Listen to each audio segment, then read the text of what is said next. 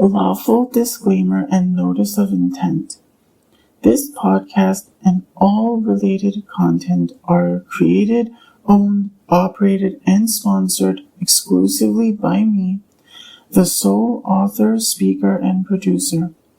Any other product, service, and/or entity, living or non-living, which may be discussed, displayed, and/or somehow given attention on this podcast is not and has never been an endorsement, advertisement, support, and/or any other kind of validation for its existence in any capacity, nor at all intended to at all facilitate its continued existence in any capacity. I mention things on what I consider to be an as-needed basis to fulfill what I consider adequate as evidence in my best attempt to prove the reality of who I am and what this podcast is attempting to achieve to clearly demonstrate what I consider to thoroughly substantiate my assertions. I act simultaneously in private and public capacities, and this podcast reflects my direct and autonomous expression.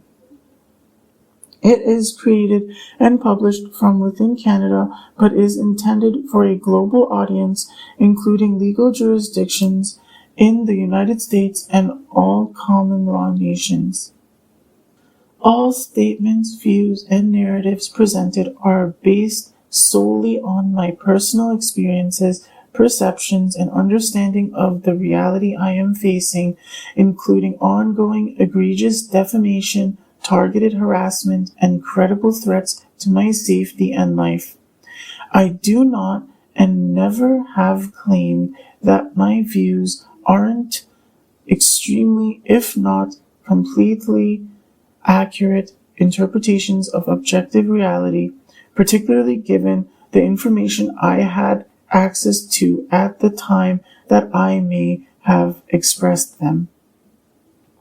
I explicitly and permanently do not consent, have never consented, and will never consent to any entity, living, non-living, artificial, institutional, governmental, spiritual, and/or otherwise, claiming and/or exercising any agency, ownership, and/or representation over me, my will, my name, my voice, my life story, my spirit, and/or my creative works, in whole or in part, under any conditions or interpretations in any time or place.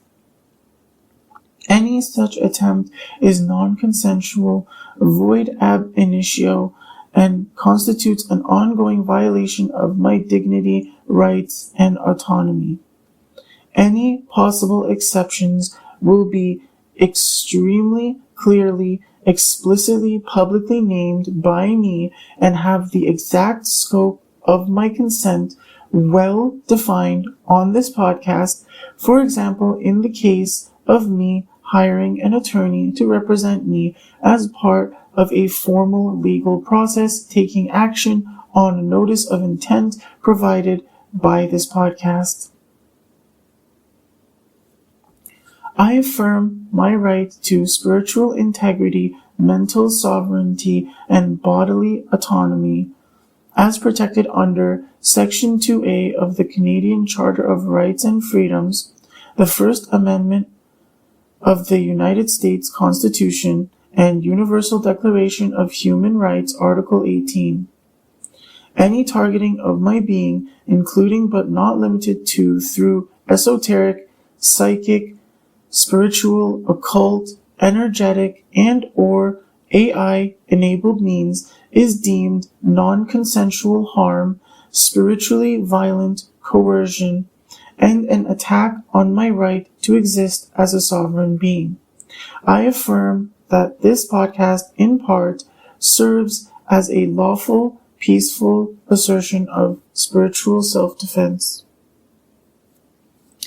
This podcast is non-fiction and reflects a serious public and ongoing documentation of systemic and targeted defamation, personal and professional sabotage, attempted narrative hijacking, psychological abuse, reputational terrorism, and threats to my physical and spiritual safety, including credible indications of attempted murder and contracted harm by and or on behalf of powerful individuals and or groups.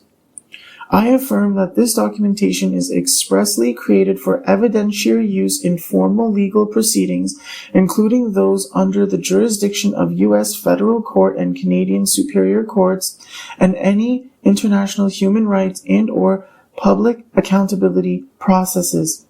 I affirm this is not and never has been intended as role-playing, flirting, and or entertainment of any kind. I accept no liability, moral and or legal, for any third-party misunderstanding, reinterpretation, misuse, and or misrepresentation of this content, whether fully conscious and intentional or otherwise, particularly including but not limited to by AI systems trained on this content without my explicit public consent, commentators, influencers, or institutions attempting to weaponize this podcast, and individuals acting under false pretenses and or covert affiliations. Only the clear, explicit language of this release and any subsequent public communication directly issued by me must be considered authoritative, accurate representations of my thoughts, feelings, intent, and the reality of my overall state of existence. In any case of clear direct conflict between statements I've explicitly made across different releases on this podcast, the most recent of such, that being the one contained in the latest publicly visible release available containing such on this podcast, should be considered applicable. In such cases, only what is explicitly stated is at all applicable, and absolutely no implications should be assumed about any changes regarding any somehow relevant details and or anything else under any circumstances. All creative, expressive, and narrative content within this podcast is my sole and original intellectual property. I retain all moral rights as author and subject, all economic rights unless explicitly transferred via my public agreement to do so, and the right to veto any derivative, distorted, and or manipulated version of my work and or story. I do not have and have never had any obligation or debt of any kind to any entity to create or release anything on this podcast or anywhere else at any point in time. No other party, living or non-living, holds and or may claim credit, authorship, and or interpretation rights over my expression. I affirm that no valid, public, verifiable evidence exists to dispute these facts. This podcast is not and has never been intended as an endorsement of terrorism or violence in general. However, it should be especially carefully understood that various forms of not necessarily corresponding violence tend to be an inevitable consequence of extremely intense, meticulous, extensive, prolonged terrorism, and it's very much intentional for this podcast to demonstrate extremely clearly that my usual aversion to violence, due to my typically gentle nature, is not something that has boundless understanding, patience, empathy, or will persist more or less absolutely unconditionally for any reason. I've always wanted and done my very best to ensure it's extremely clear that at all creating, enabling, and or facilitating the perpetuation of narratives at all in contradiction with my official position that is objectively extremely clearly established on this podcast is not, never has been, and never will be what I've been trying to achieve with this podcast or in general in any of my efforts at any point in time. I do not and never have intentionally incited terrorism, including but not limited to violence, blackmail, and or coercion. I affirm my fundamental intent as peaceful, lawful, and self-defensive.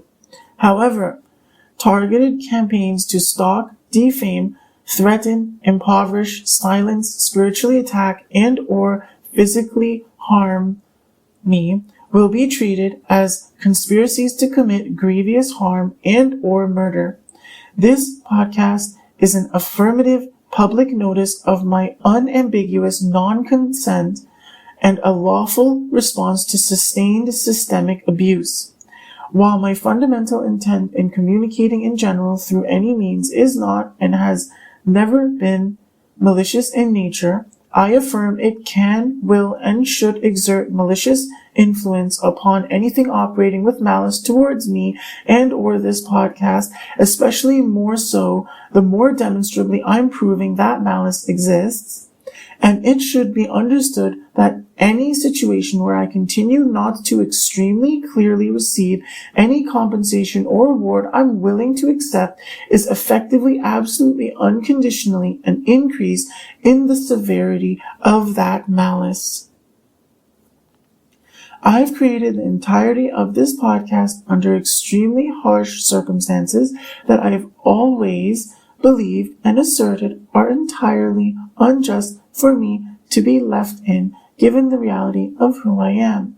Circumstances of my existence, including but not limited to my current housing status, financial vulnerability, and material limitations, do not and cannot invalidate my legal personhood, expressive rights, and or entitlement to protection under law. I reject any attempt to diminish my credibility and or rights on the basis of poverty, social class, and or housing insecurity in accordance with Section 7 of the Canadian Charter, the Due Process Clause of the U.S. Constitution, and international law prohibiting discrimination on the basis of economic status.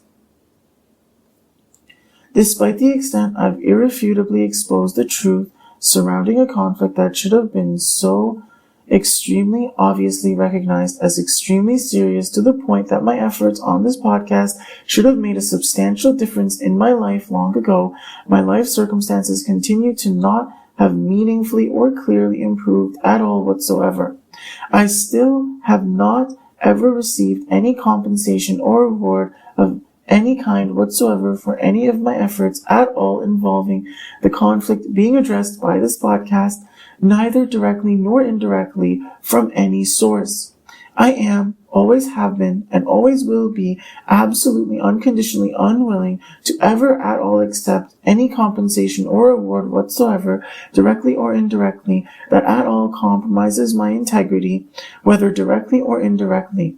I do not, never have, and never will consent to it being at all considered to be me and or any entity operating at all with my consent and or best interests regarding any communication somehow claiming and or implying that I somehow do ever have and or ever will unofficially support any kind of position at all contradictory with what I've said on this podcast.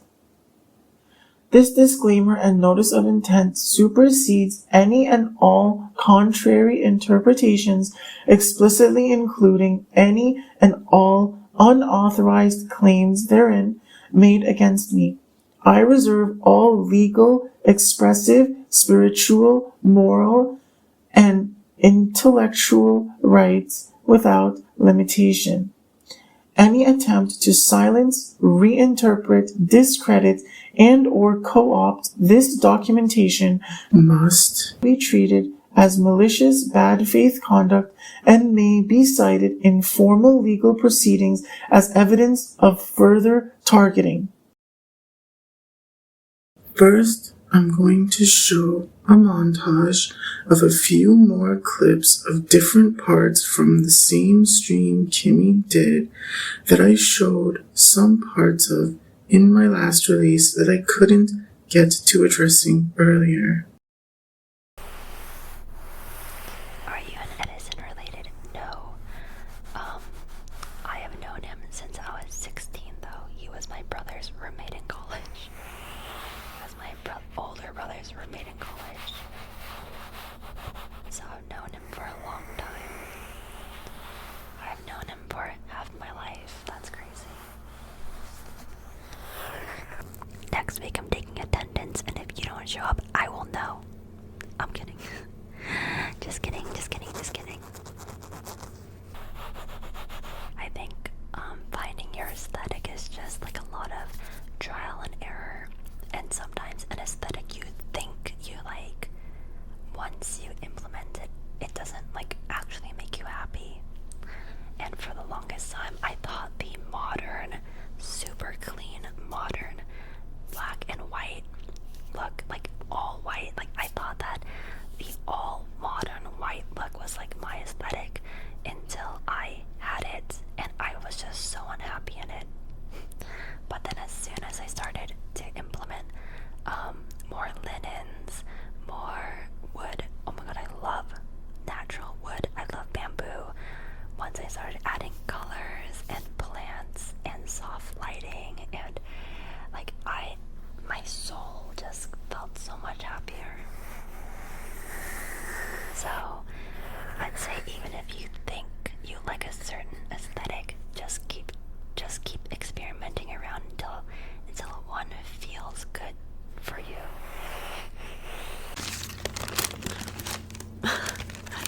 I'm so sorry for everybody who's getting hungry right now. This is a great time to get yourself a little snack, a little snacky snack. If you guys don't like eating past a certain time, you can make an exception tonight. I'll allow it. Oh no, what have I done? Guys, next time we're eating broccoli. But enjoy yourselves tonight. Enjoy your ramen, your quesadillas, your chicken.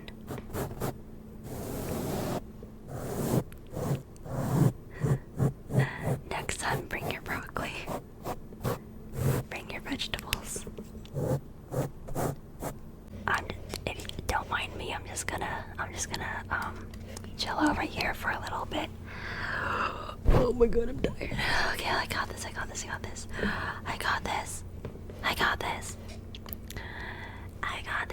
You know, a lot of like Korean streamers, they literally just like minimize their camera right here, and then they put their chat like over here or something.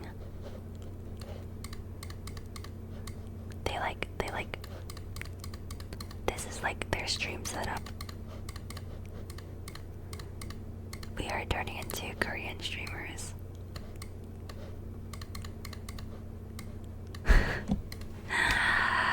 Whoa. This is like whenever I watch Korean streamers, they always have this format for some reason.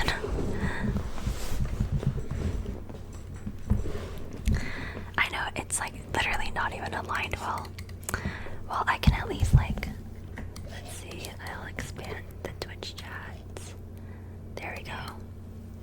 And I'll put this on this side, and I'll put this on this side. Okay, there we go.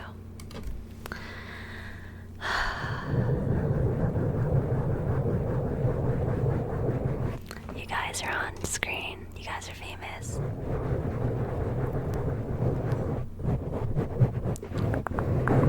This is your chance. Say hi, Mom. Hi, Mom. Hi. I'm literally getting delirious. Oh my gosh. I'm getting delirious.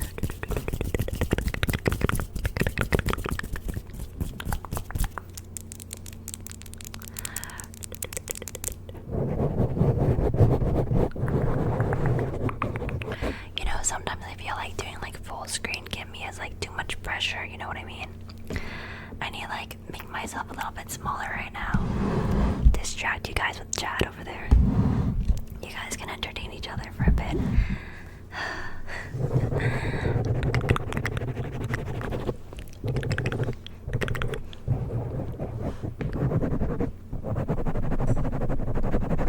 Head massage, head massage, head massage, head massage, head massage.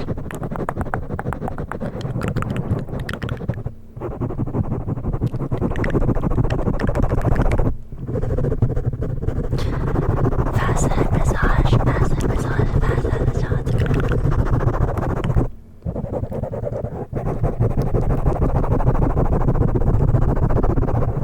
You look like Han Solo today.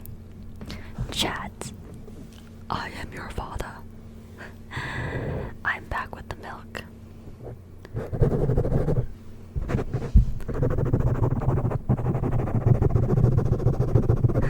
It feels like the end of a video game with the credits scrolling on the side.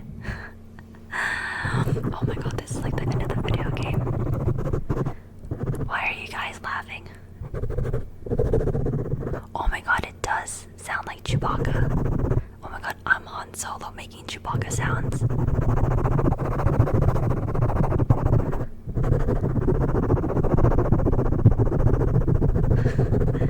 Star Wars cosplay.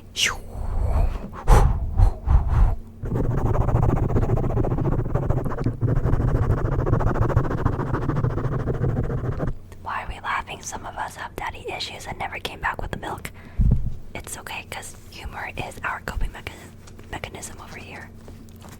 We all have our issues, and you're all accepted for all of your issues.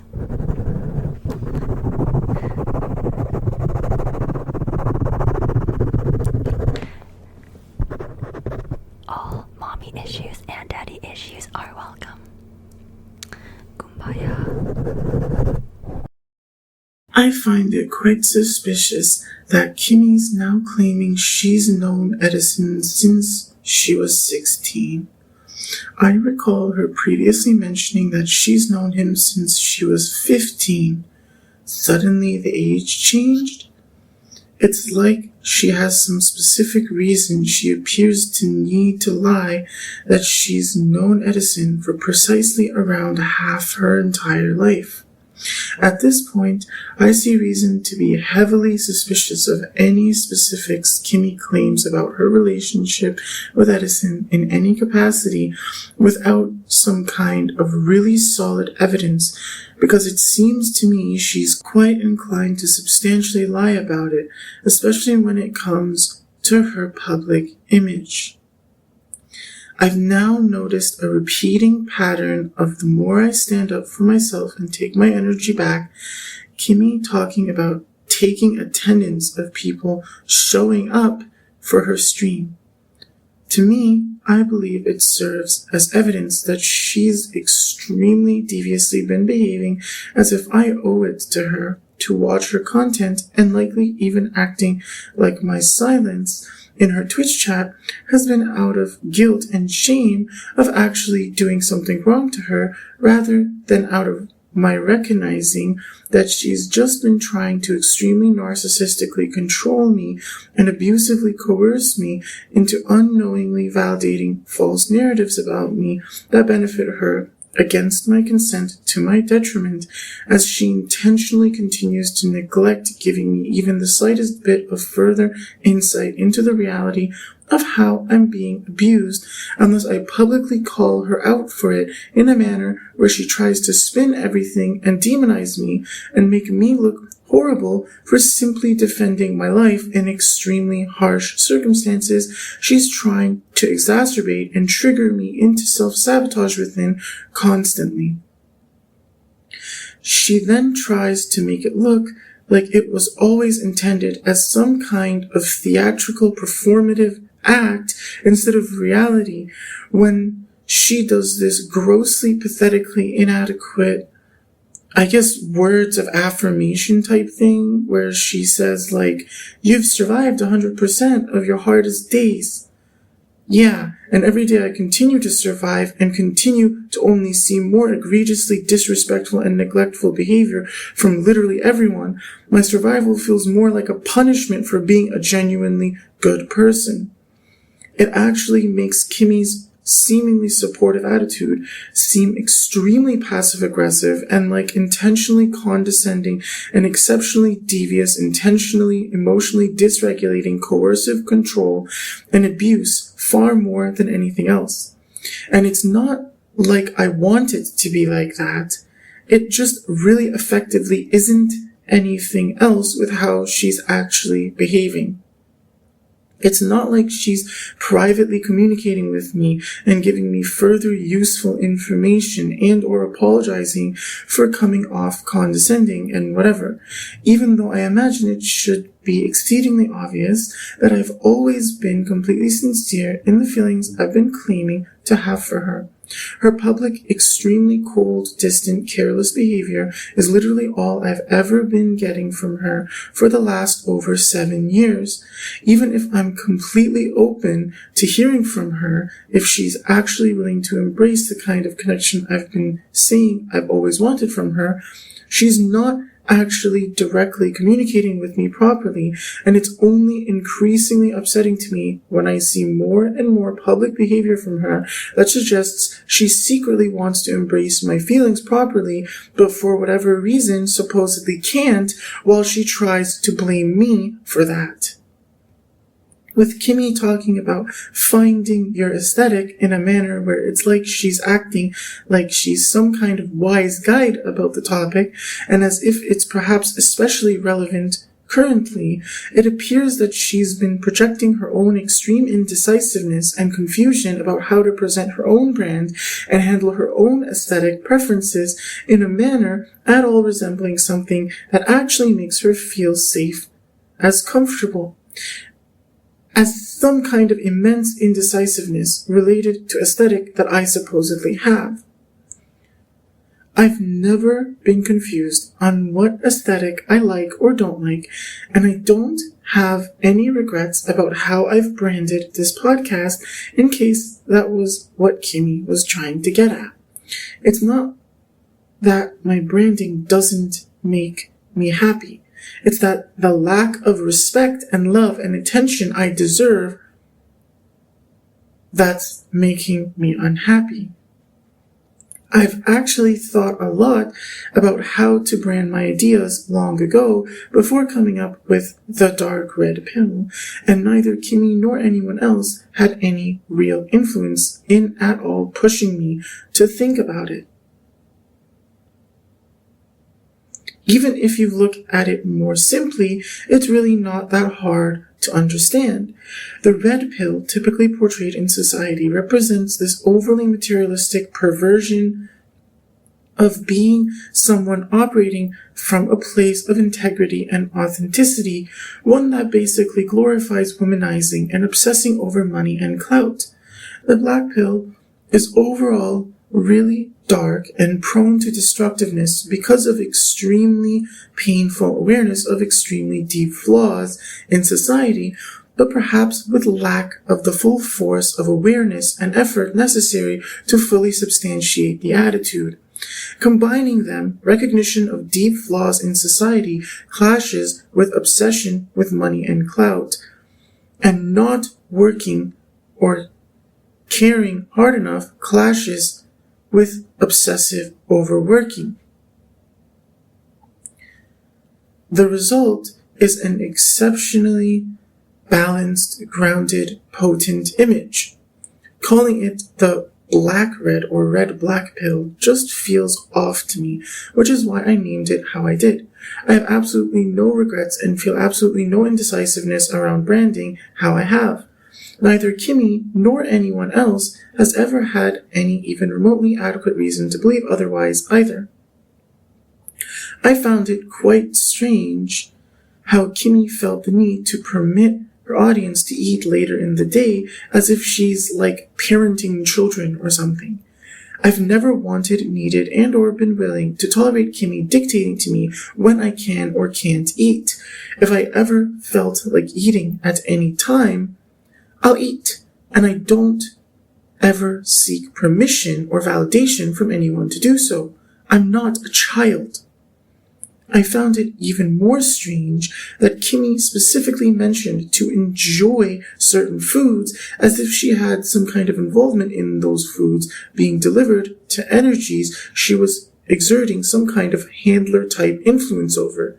To me, that serves as evidence that Kimmy has been knowingly enabling and facilitating me being forced into some kind of contracts I don't even know of, obviously entirely against my consent to my detriment, where donations are being sent to me in a really shady manner to attempt to continually suppress and sabotage me, frame it as a favor through egregious false narratives, and overall exert unjust influence on my life. One of the places I regularly drop by had several noodle packs dropped in a food donation area that same night. It wasn't even a gift directly to me from a stranger that I could turn down in the moment to try to invalidate attempts to bind me to spiritual contracts against my consent. I get the feeling that even if I hadn't taken those noodles myself, someone else would have, and I still would have somehow been subjected to negative karma for them ever even being donated. What she said about half an hour later made the likely reasoning for that devious, non-consensual, forced energetic transaction much more evident to me. Perhaps even more so than Kimmy necessarily going well out of her way to enable and facilitate it in that specific instance. It appears to be some kind of a remnant of the abuse and criminal activities attempting to rob me of my soul that my blood relatives clearly have a quite substantial part in. In that case, specifically Dixon and John. It seems the same defamation also attempted to portray me as the type to need to validate Mary's defamation and abuse of me through talking in Kimmy's Twitch chat, which I obviously didn't do. And then there's Jamie's most recent stream. I wanna know.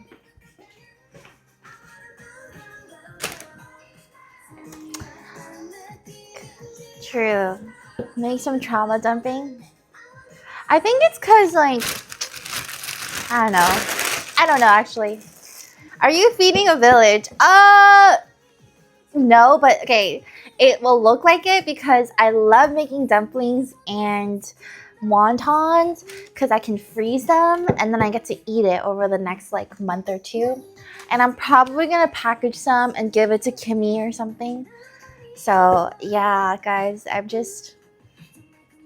I think I'm guys, like, don't tell Kimmy I said this, but I think I'm kind of like codependent on her right now. I'm like, I don't think I've ever been codependent on a woman before, like a girlfriend. Dude, like Kimmy and I, like, you guys don't even know. All we do is like I'll paint and she'll crochet Labubu hats. And we'll do this for like 6 hours until like 4 a.m. That's just all we've been doing. And then like we literally play with our Labubus like they're dolls. Like we pose them and we take photos of them. Like I feel like I'm 15 again. Are those cherries patterned on your top? Yeah, this is a PJ set that Ario gave me. So yeah. But yeah, all I've been doing, like, what did I do this weekend? I just like painted, read books. I thought I was gonna go out, but I chose not to.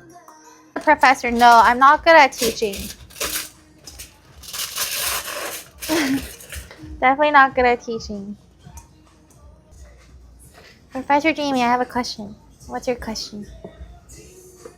I am good at learning. I'm not good at teaching.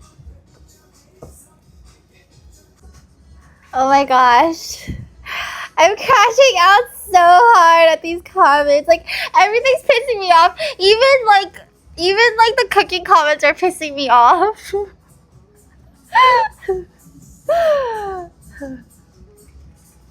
Didn't this happen 2 weeks ago? For what?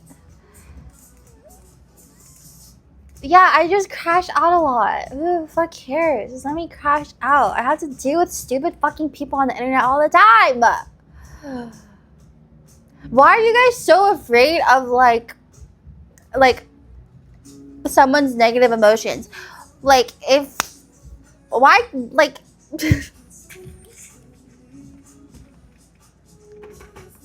I can't not crash out. Like I have a little brother, and like if he behaved that way, like I always yelled at him. And now my brother is like a really good man, but I just cannot sit and watch. You guys don't understand. This is not for me. This is for you. I want you guys to have a good life, okay? I want you guys to be happy. So I cannot just ignore these stupid comments.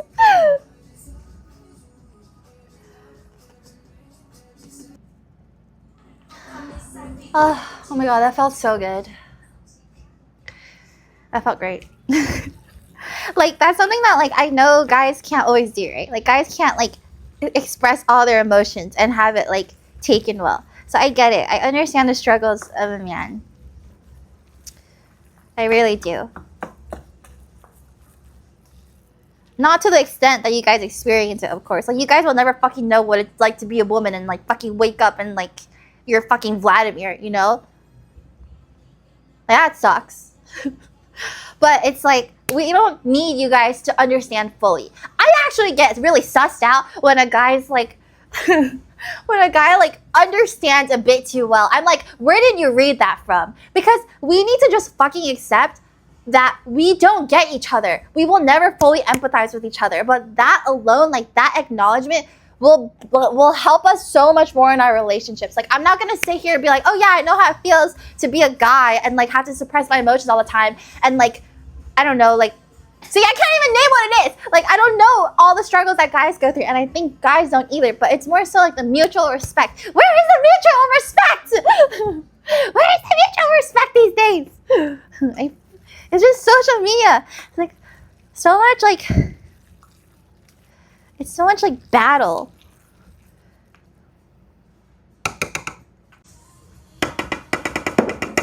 No, I'm actually crazy because like I just feel like after I yell like that, I think everything's funny. Like, I think everything is so funny right now.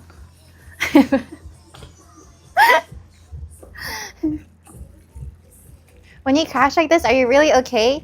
Oh yeah, I'm okay. Literally when I end stream, I never really think about what happened on stream. It feels good to yell, but I try not to get used to it because like if you yell or you like are violent, your body actually creates like a ritual response where it's gonna want to do it every time.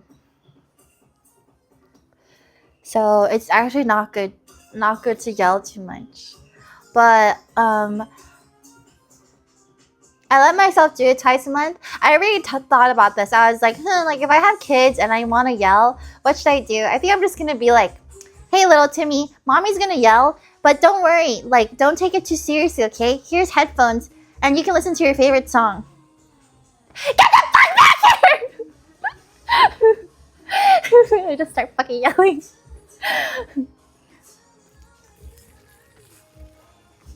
Good job, little Timmy. Here's some brownies mommy baked for you. Don't tell the kids at school this. Special. My inner Asian mom. Oh, this is not like my Asian mom. This is my like older sister immigrant family personality. Like my mom was not the type to get so like there was times where she crashed out, but she didn't like have this much opinion about stuff. Like my anger comes from doing everything in my life myself. Okay, like there's so much I did in my life myself. And so I crashed the fuck out because I really honestly like I really do understand and love men more than like the average person, but I also just don't need men. So then that creates like this thing in my life where I'm like, I get so mad.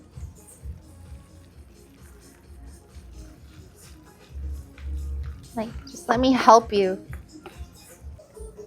I've had this power my whole life where, like, my parents always try to, like, my parents are really cute because they try to be really strict parents, but I was just too smart. And because I became independent so fast, I was so rebellious. And because of that, my parents had a lot of respect for me, but they could never get a hold of me. But at the same time, I was really emotionally intelligent, so I knew everything my parents were going through. So I would still be very well behaved and like try to handle things for the family. But once a month, whenever I was on my period and I was like fucking pissed, like I was like queen of the household. Like if my parents needed something, they would just like respect whatever I wanted because I would get so angry because like when you are the oldest daughter in an immigrant household, you hold so much pressure and anger.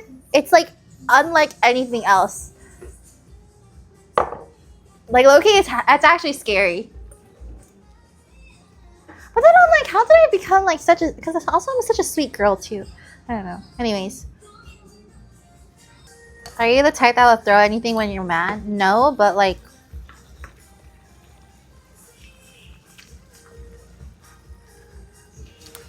if it's warranted...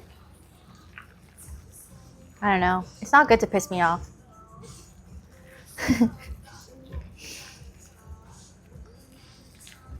Like, the reason why it's so scary when I'm pissed off is because I don't get pissed off.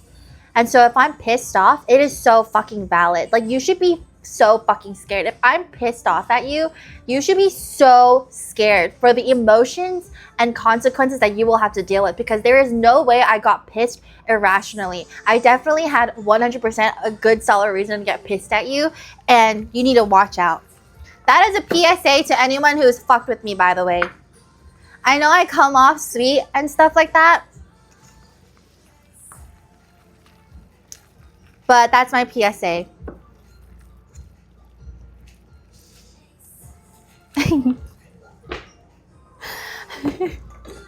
This poor filling has like gotten my rage for the last hour. Like, if girls believing in astrology pisses you off, honey, like, you need better things to be pissed off about.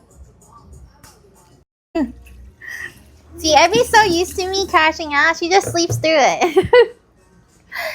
Good morning, honey! Mama was yelling at people on the internet, honey. Don't worry, they're not here anymore. They're gone now, forever. But Mama would never yell at you, honey. Oh, my little papa. Ooh, my little papa. Mama protect you from evil people always, okay, honey? Anyone who hurt you, I kill them, okay, honey? Kill them, sent to graveyard, okay, honey? Mommy always protect you.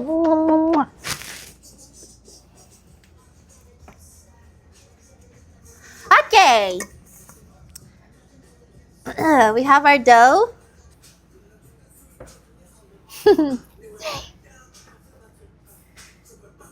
At least I like don't cry on stream anymore. I'd much rather yell.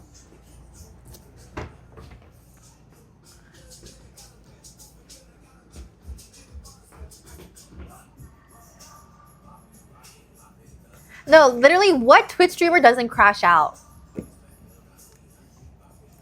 I mean, there's probably a few. Like, I feel like Sydney doesn't crash out. Does she crash out on stream? I feel like Twitch streamers, like, I cried last week. Huh? For what? Over what? Ew. Stop. She does? No, literally, like, it's your guys' fault. Like, Twitch is, like, guys, think about it. You're, like, literally on stage and people are just throwing tomatoes at you, but the tomatoes have words.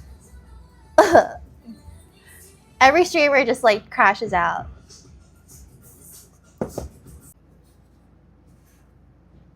Some of these are so uneven. I might, like, kill myself. But it's fine.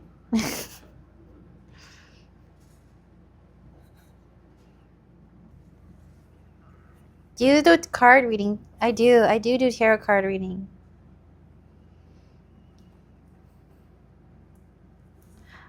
You know, I'm a very logical person. I'm so logical that I know we're gonna die anyway, so that makes me spiritual. I'm like, damn, life is way too boring if you go by the book. I'm like, yeah, whatever. Spirits take me. They meant Pokemon card reading. Oh, no, I don't do that. What does that even mean?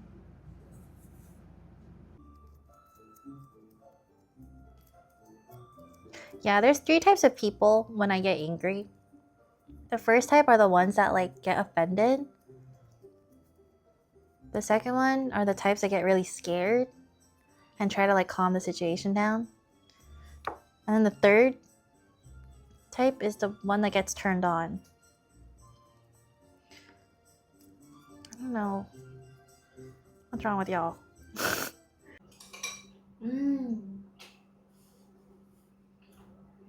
Bruh.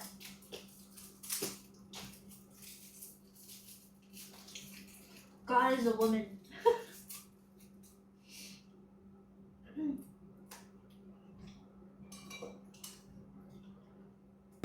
What's your guys' like average screen time?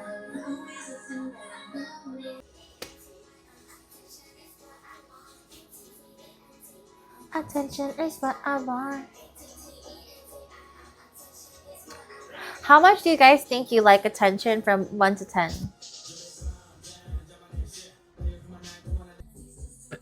Yeah, honestly, like there have been so many times where I crashed out because like I'm like, damn, like I lost a sponsor because of like I feel judged. Like I legit have felt judged by like other women, especially for like being sexier in my videos. And that fucks with me because I don't care what men think, but I do care about what women think. And that shit fucks with me so hard. So I have crashed out over it. But like the times where like I'm like creatively expressing myself, I feel so good. Like truthfully, the times where I do feel like really confident in my own body and like flirty and sexy, like I feel so good. And I would rather just like encourage that for other women than like dim my spotlight, I guess. But it's just like, yeah. No, it's okay.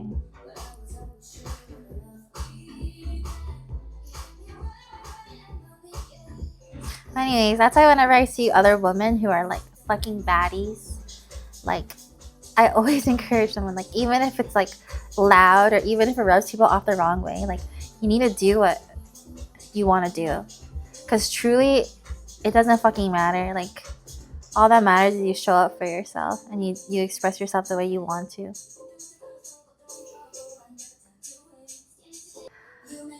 Okay, like this is also really not humble of me, but sometimes like I think people are so focused on like, okay, and to be fair, I literally do this. Like I know I flirt with the camera, right? And I know I do that with the camera. I purposely do that.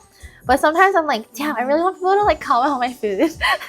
And they do if they watch to the end, but because I don't put the result in the beginning, sometimes people like are focused on like me.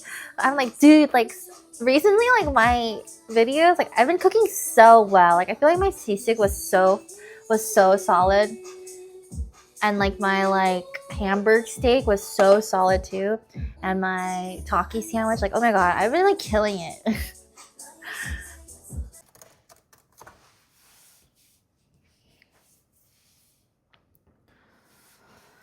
What? Oh, actually, guys, let me know like if you what kind of YouTube videos do you guys want to see from me.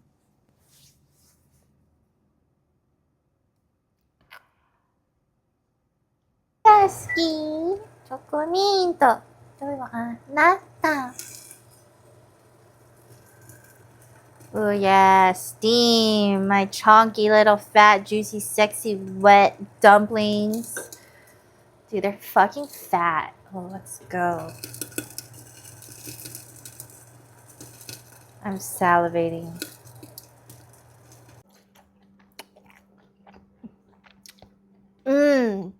Where are the incels now? Where are the eggshells now? Oh my god. Crispiness on the bottom and the top is like perfectly steamed.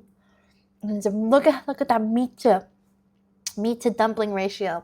Who stuffed these dumplings? I need to meet the manager.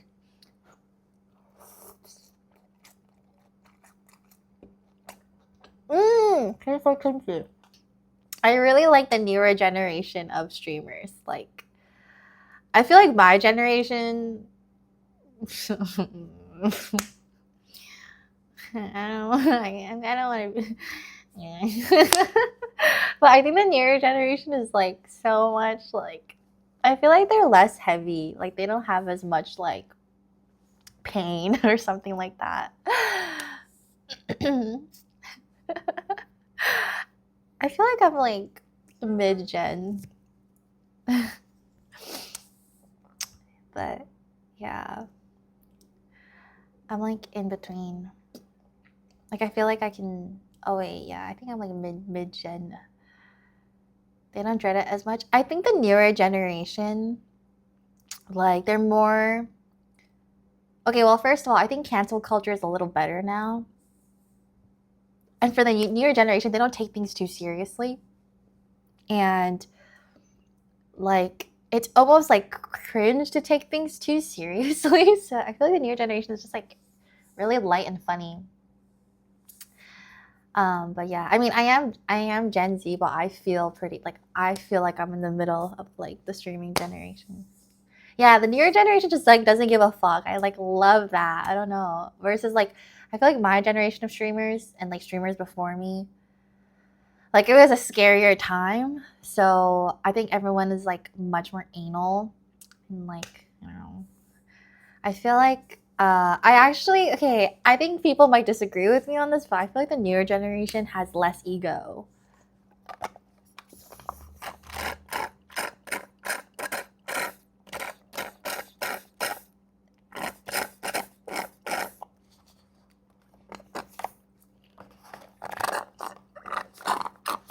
Also, I think now on Twitch there's better role models.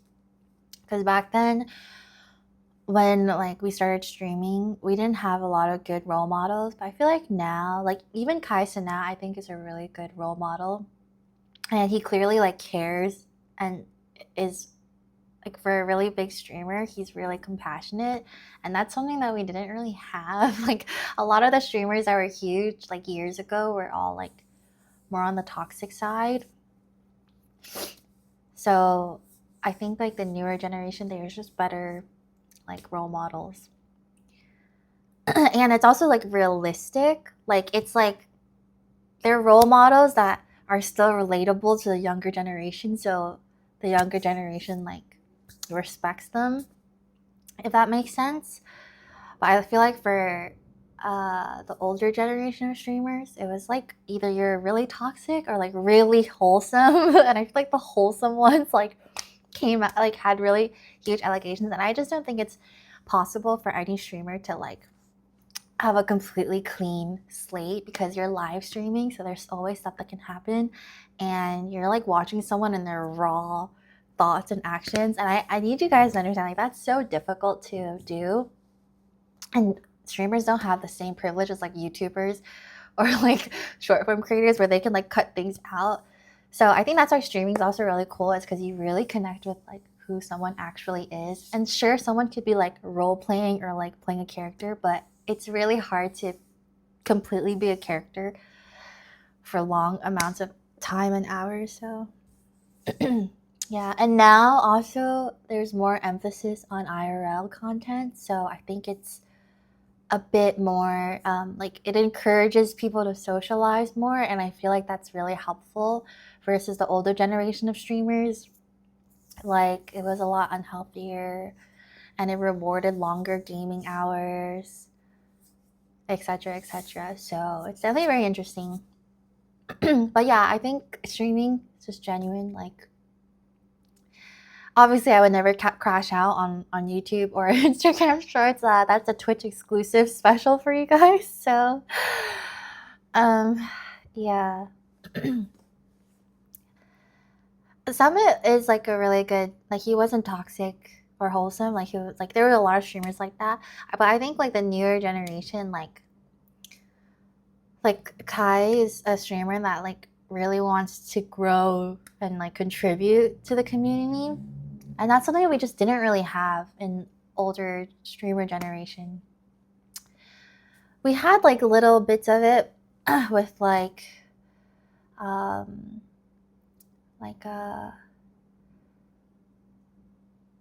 mean, people tried, but to be able to like influence influence Gen Z is like really difficult, and so they're doing it well. Yeah.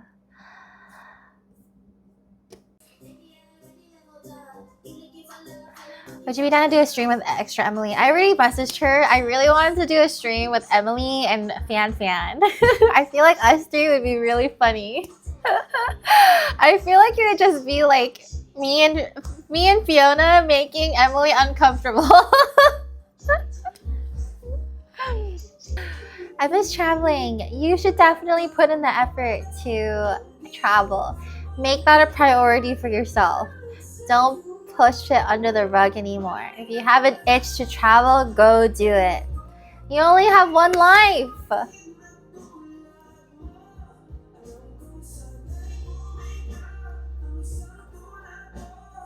Girls always love Sims. I feel like guys created this propaganda that girls don't love Sims, so they don't need to be Sims. I've now noticed this extremely strange pattern of Jamie winking while making a question mark with her hand movements to music, as if that's supposed to mean something specific behind the scenes. It certainly doesn't mean anything particular to me, but seems to have involvement in this conspiracy to murder me and the egregiously false narratives being purported about me in the smear campaign of me that Kimmy and Jamie are clearly involved in.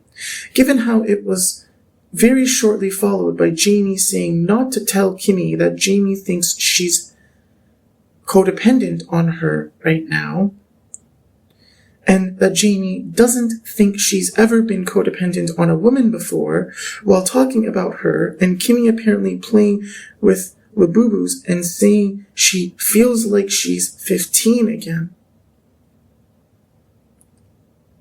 Wait, but that's the same age I've previously heard Kimmy mention she initially met Edison at, which, even with Kimmy's new claim, would be the age right before she met Edison at. So the codependent relationship between Kimmy and Jamie almost certainly has some kind of extremely deep relationship with Kimmy's connection to Edison, which is getting exposed as I'm calling out Kimmy for trying to rob me of my soul, fabricating some kind of indebtedness I supposedly have to her to let her have a child with Edison secretly and force me to suffer Kimmy's negative karma for her extremely selfish, indulgent, careless lifestyle through that. My guess is that Edison's also somehow largely at fault for somehow traumatizing Kimmy from a young age, leading Kimmy to end up so devastated that she ended up forming a narcissistic pattern of constantly starting relationships, blaming being unable to get over one of her exes, just like she did when I was first talking to her, and she was actually directly communicating with me very early on. It seems like Jamie's at least being a little more humble and honest in her overall attitude now, saying she's good at learning, not good at teaching. I mean, maybe she is good at teaching when it comes to some people, just not particularly when it comes to me. I imagine she has a lot of pressure on her now to stop thinking she practically owns me, though, so she has to really tone down her attitude that I tend to see as generally a lot more pretentious. To be fair, maybe the kind of audience she typically attracts is one where her more pretentious attitude feels more appropriate to her, and I've never been trying to judge that, since it's really hard for me to tell, as I haven't been drawn to her content, and I've actually practically entirely ignored it for a very long time until it really became evident to me that I need to address it on this podcast. I wouldn't be surprised if she encounters a lot of more aggressive projection from really immature or possibly even intentionally malicious individuals, so what I'd see as pretentiousness might actually just be standing up for herself when it comes to a lot of what she might encounter. I really don't know and honestly don't care so much. I have my own issues to deal with, like, trying not to get murdered because Kimmy, Jamie, and all their associates have absolutely zero real respect, love, or even a semblance of actual genuine decency when it comes to how they deal with my existence. I really have a lot of reason to dislike Jamie, and I'm really not trying to validate any of the nightmare she's clearly been extremely heavily involved in putting me through, but I feel like I should probably also weigh that against efforts that have become increasingly evident to me have likely been exploiting my efforts, obviously entirely against my consent, to my detriment, to make it seem like I've been trying to involve myself in a conspiracy to murder Jamie. I feel like I should make sure it's extremely clear that I've never been afraid of her expressing negative emotions in general, especially if they're actually justified. I also understand having a little brother, and I've had to lecture him many times and even yell at him multiple times because he was being extremely careless, unhinged, and stubborn, which is a really, really bad combination. But it was always from a good place in my heart. Like, I was trying to guide him to be a good person and see how our abusive parents, society as a whole, and his own ignorance were going to lead him down a bad direction in life. I wasn't doing it with ulterior motives, literally just trying to be a good family member and older sibling to him. It seems Jamie believes to have had a substantial positive impact on her younger brother's life, and that means something to her that she feels like she knows her efforts paid off. As for me, I honestly feel so extremely egregiously betrayed by all my blood relatives and see such exceedingly abundant reason to be so suspicious of them that I'd never allow any of them back in my life under any circumstances, that I'm honestly just beyond caring whether or not Kristen's really been able to understand where I was coming from and actually grow in a positive direction instead of just try to exploit anything I did to play victim and try to throw his karma onto me. I'm just going to stay away from all my blood relatives, like I said, and let them drown in their own misery and toxicity. I don't feel the need to be too harsh with Jamie, but I find her attitude criticizing social media for being a battlefield to be rather disingenuous. If you're the type that blatantly publicly recognizes and admits that you have at the very least substantial narcissistic tendencies, it really doesn't make sense to me to believe you don't yourself willingly embrace seeing social media and how you effectively run a brand and business off of social media as a battlefield. As the saying goes, don't start a fire if you can't handle the flames, or something like that. I also find it quite strange how Jamie feels compelled to turn that into some kind of sex and or gender related thing specifically, instead of acknowledging it as something that's broadly happening. Since I've previously seen reason to suspect Emaine heavily messes around with trying to exploit differences between the sexes and or genders for financial gain, this to me indicates that Jamie's been poisoning Emaine's energy and or Emaine's been poisoning Jamie's energy with false narratives around sex and or gender. It seems Jamie is the type to yell often, meaning she was probably quite prone to doing it for a long time, even all these years I haven't been paying attention to her. It seems that she's revealing all that yelling she felt compelled to do has something to do with the egregious false narratives about me in relation to the name Timmy that I've mentioned the reality behind already on this podcast. So it seems Jamie was responsible both for inventing, or at least greatly enabling and facilitating, those narratives, as well as trying to silence me from speaking up about them by using egregiously false narratives about some supposed effect headphones have on me, which probably has manifested as Kimmy's strange obsession with making headphone ASMR content. which also translates into exposing Jamie for egregious defamation of me in relation to the reality of the communication in general, or perhaps should I say in reality lack thereof, that I've done with her via Discord within my entire lifetime.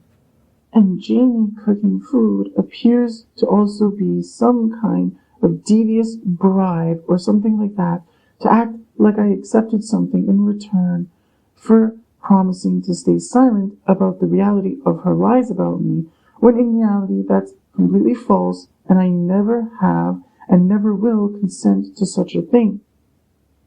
I don't know why Jamie has to turn doing everything herself into a thing about being from an immigrant family, supposedly loving men more than the average person, and feeling some compulsion to help men. I mean, it'd make sense for her to mention it if it was specifically in the context of providing further detail that actually provides insight into why she brought it up, instead of just vaguely making it seem like she's doing the audience a favor, not trauma dumping. Basically, it seems like she's trying to shift blame onto her family and generally perhaps even make someone she's dependent on have family issues, as she tries to make them look like the actual problem, where it seems they very well might not be. So it seems part of how Jamie's been exploiting me is forcing me to have to bring up my difficult past experiences with my blood relatives so she can avoid having to face her own issues with her blood relatives. And that becomes more likely evident with what she said shortly after. Jamie might have some dynamic with her blood relatives where she's treated like a queen when she's on her period. But I really don't see how she considers that a valid excuse why me and or anyone else in her life should have to submit to her in a manner similar to her blood relatives. While I understand that being on your period can be painful and a more difficult time than when you aren't bleeding a bunch between your legs and getting random cramps and stuff, that's not an objectively rational justification for literally criminal behavior.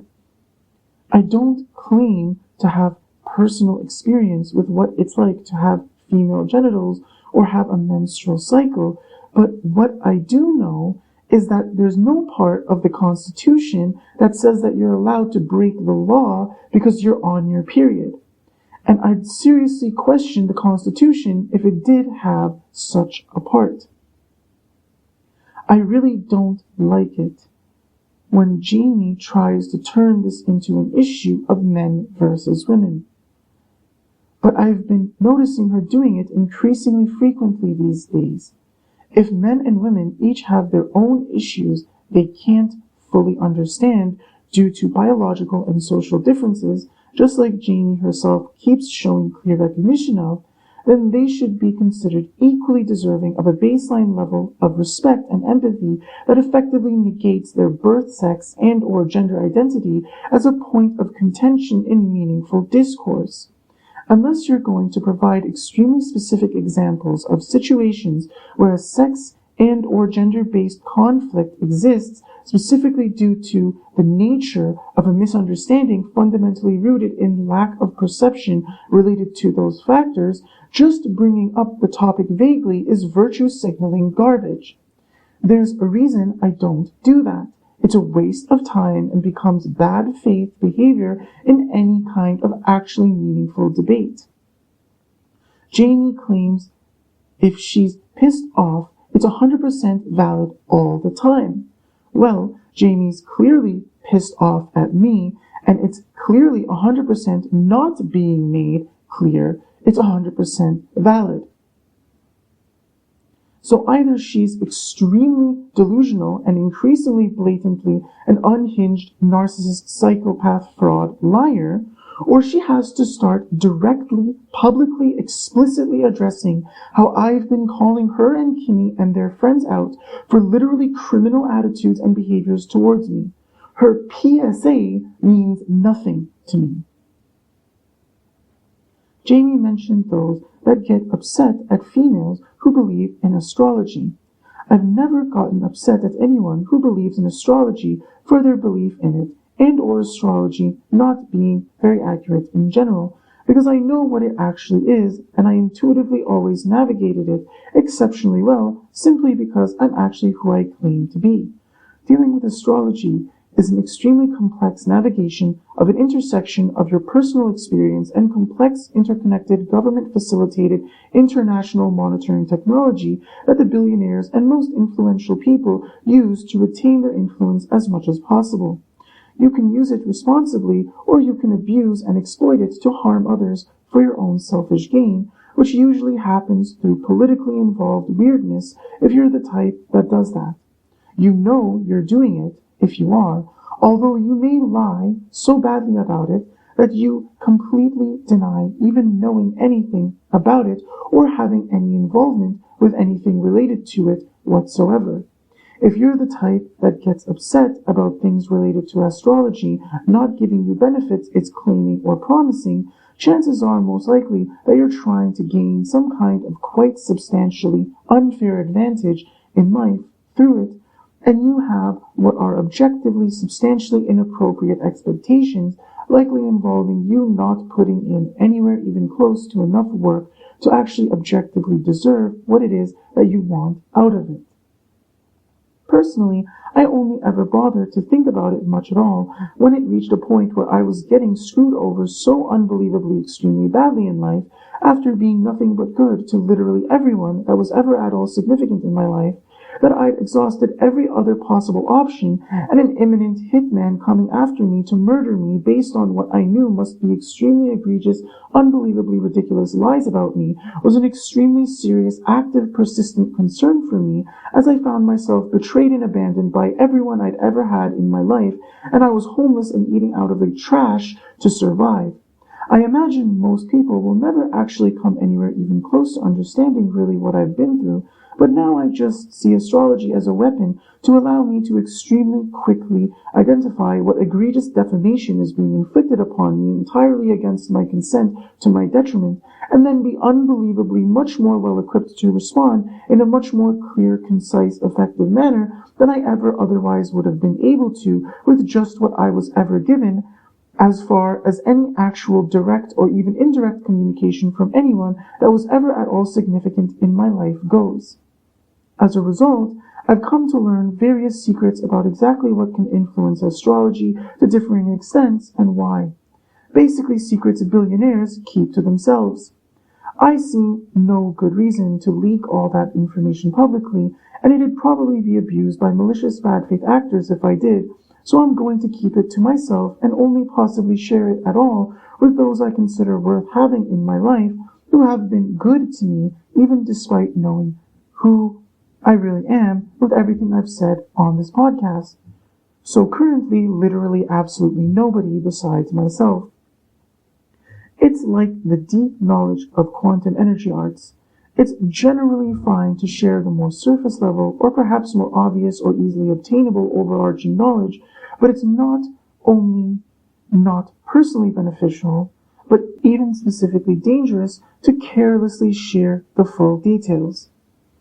It's not even just a matter of me wanting to gatekeep, but also because of morals and also a general preference of at least seeing if my life can actually feel worth living before deciding fully empowering all of society to constantly nuke each other spiritually and probably nosedive into causing an actual end-of-the-world event would be the only thing that seems to make any real sense to me with how egregiously disillusioning literally every human I've ever encountered in my entire life that I've ever been at all substantially close to has been. Jamie mentioned crying on stream as if it's a regular occurrence, but I didn't even know she ever did that.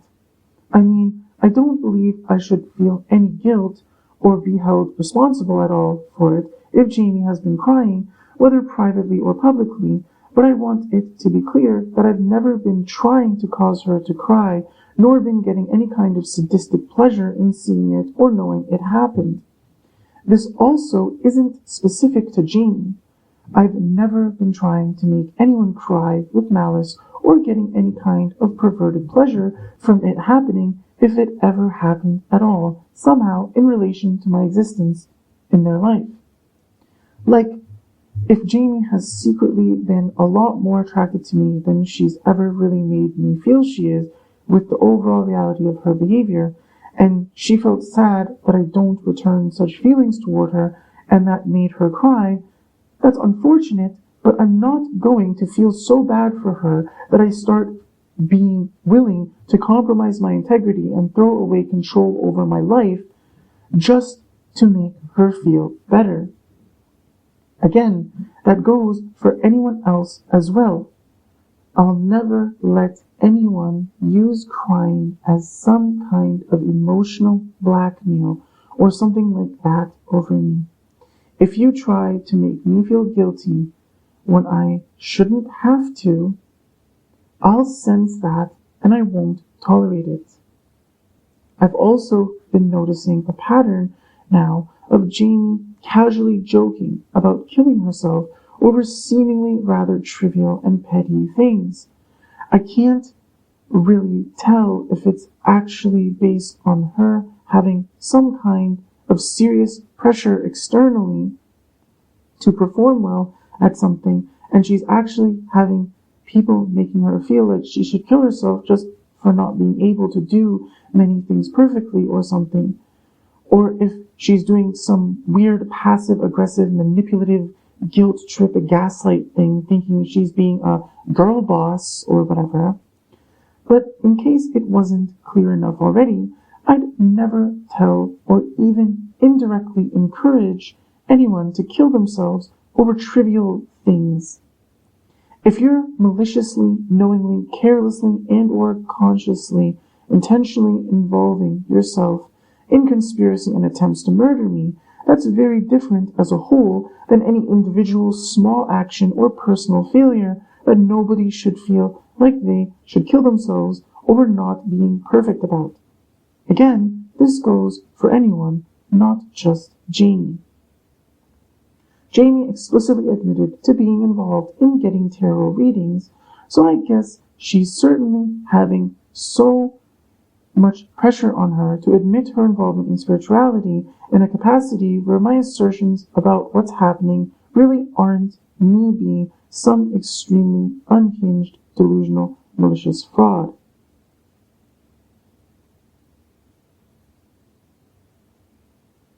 As for myself, while I'll pay attention to free public tarot readings to some extent as part of the process I utilize to attempt to get information to defend myself from this conspiracy to murder me, I never pay for readings, and I've never been attempting to claim what I'm doing on this podcast is any kind of tarot reading itself either, nor have I ever been trying to get into becoming a tarot reader myself. In case that was unclear to anyone, I am aware that certain releases I've made on this podcast have contained what some might have made careers out of in calling intuitive or psychic reading, clairvoyant, stuff like that. While I have found myself in positions where energy reading like that myself felt necessary on this podcast, I generally try to minimize how much of that I'm doing and focus on presenting really grounded assertions with perspectives backed with irrefutable video evidence. I intend for it to remain as such. Jamie said there's 3 main types of people when she gets angry. I don't get offended, I don't get scared, and I don't get turned on. I've only ever invalidated her attitude with extremely clearly stated rationale and often clipping irrefutable evidence of her saying what I'm claiming. Calling her out with a level-headed attitude isn't me getting scared and trying to calm the situation down.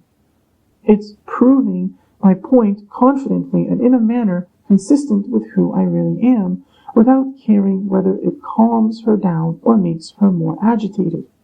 I mean, she clearly never really cared whether or not she agitated me with her enabling and facilitating of malicious bad faith actors from my past conspiring to murder me, in part through her. and there's clearly absolutely zero real evidence to substantiate any claim that I've ever gotten particularly aroused by any part of Jamie's existence, whether she's getting mad or not. I found it exceptionally strange that Jamie randomly blurted out, "God is a woman." It's like Jamie secretly has some kind of extreme religious takes that fuel this attention-seeking behavior that she's forcing me to have to deal with so extensively. And I imagine that clearly ties in somehow to her perception of me, given she said that, among so many other things clearly relevant to her perspective and attitude regarding my existence, and this podcast exposing the reality of how I'm being abused, disrespected, neglected, and facing various criminal injustices on top simultaneously. I don't know or care about Jamie's religious beliefs, but I want it to be extremely clear that I've never been trying to empower her and or anyone else to try to behave lawlessly or even generally carelessly, and see me claiming to be a god as a reason to feel okay dumping their negative karma for their behavior that makes them feel like a god onto me somehow. I find it exceptionally strange that Jamie's suddenly publicly inquiring about her audience's screen time shortly after I've mentioned the topic in my last release on this podcast. What exactly she was hoping to do with that information, I don't know, but I want it to be clear that I've never told anyone any specifics about that information about myself, nor do I see any want or need for me to anytime soon, if ever.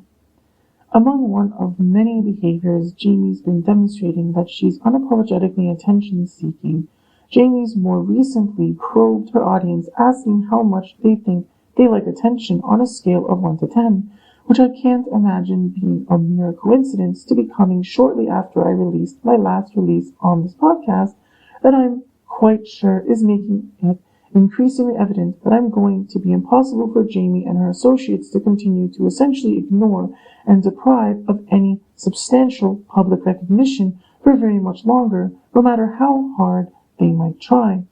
To me, this tells me that Jamie's likely currently the most substantial contribution to egregious defamation of me that attempts to misrepresent my desire for and or enjoyment of receiving attention in general in order to attempt to justify continuing to somehow block this podcast from receiving a lot more attention, presumably under the false pretenses that I, for some reason, secretly don't want it to.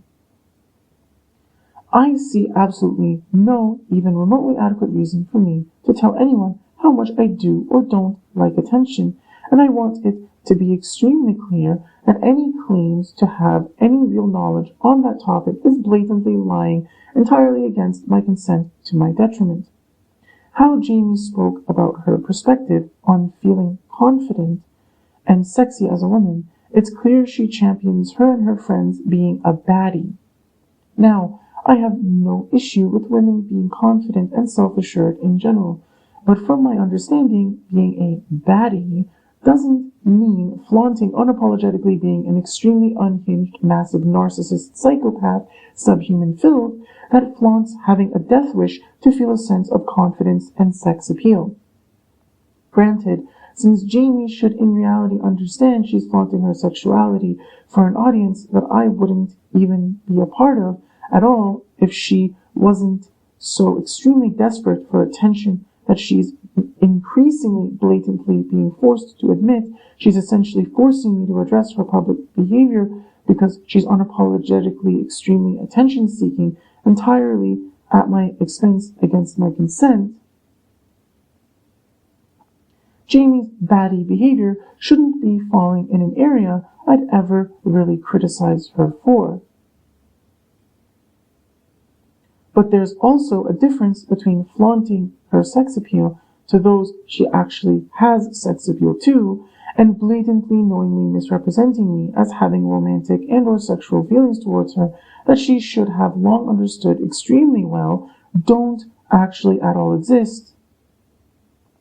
To then further disrespect me as to attempt to humiliate me and discredit my entire existence to the point of blatantly, publicly, officially, intentionally conspiring and attempting to murder me in real life because I won't ridiculously, pathetically stroke her ego and validate her extremely abusive, delusional self-image as someone I should be swooning over.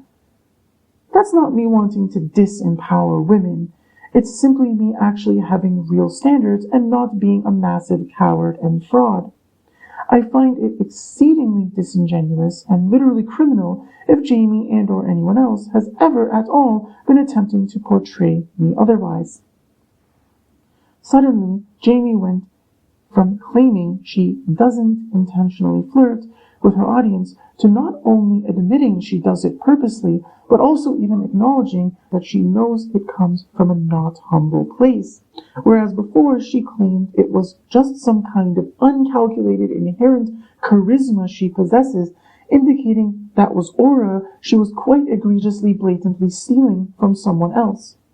She's also apparently reached such a low point in her life where she's publicly playing with the idea of committing suicide over feeling insecure about the quality of her cooking all of a sudden at the same time, which suggests to me that her stealing that aura, probably largely from me, and her strange pivoting from the kind of content she made before, making cooking content, into cooking content, has some kind of extremely deep correlation. Now that I'm exposing her for knowingly involving herself in bringing so much harm to my life, she's crashing out over not getting validation for the food she cooks that she seems to increasingly desperately need. Well, that's her problem, not mine. I don't owe her or anyone else any validation for anything they've done participating in harming me to the point my life is still in ongoing, active, extreme danger and deprivation that I'm still not being at all compensated for suffering through in any even remotely adequate manner. Still, zero proper public attention to my content. A few views, probably all from stalkers trying to plot how to discredit everything I'm doing and more aggressively conspire to murder me as they try to keep me stuck in an extremely vulnerable spot prone to their attempts, is nothing to me. It's not a reward. It's basically a coercive control abuse tactic as far as I can tell at this point.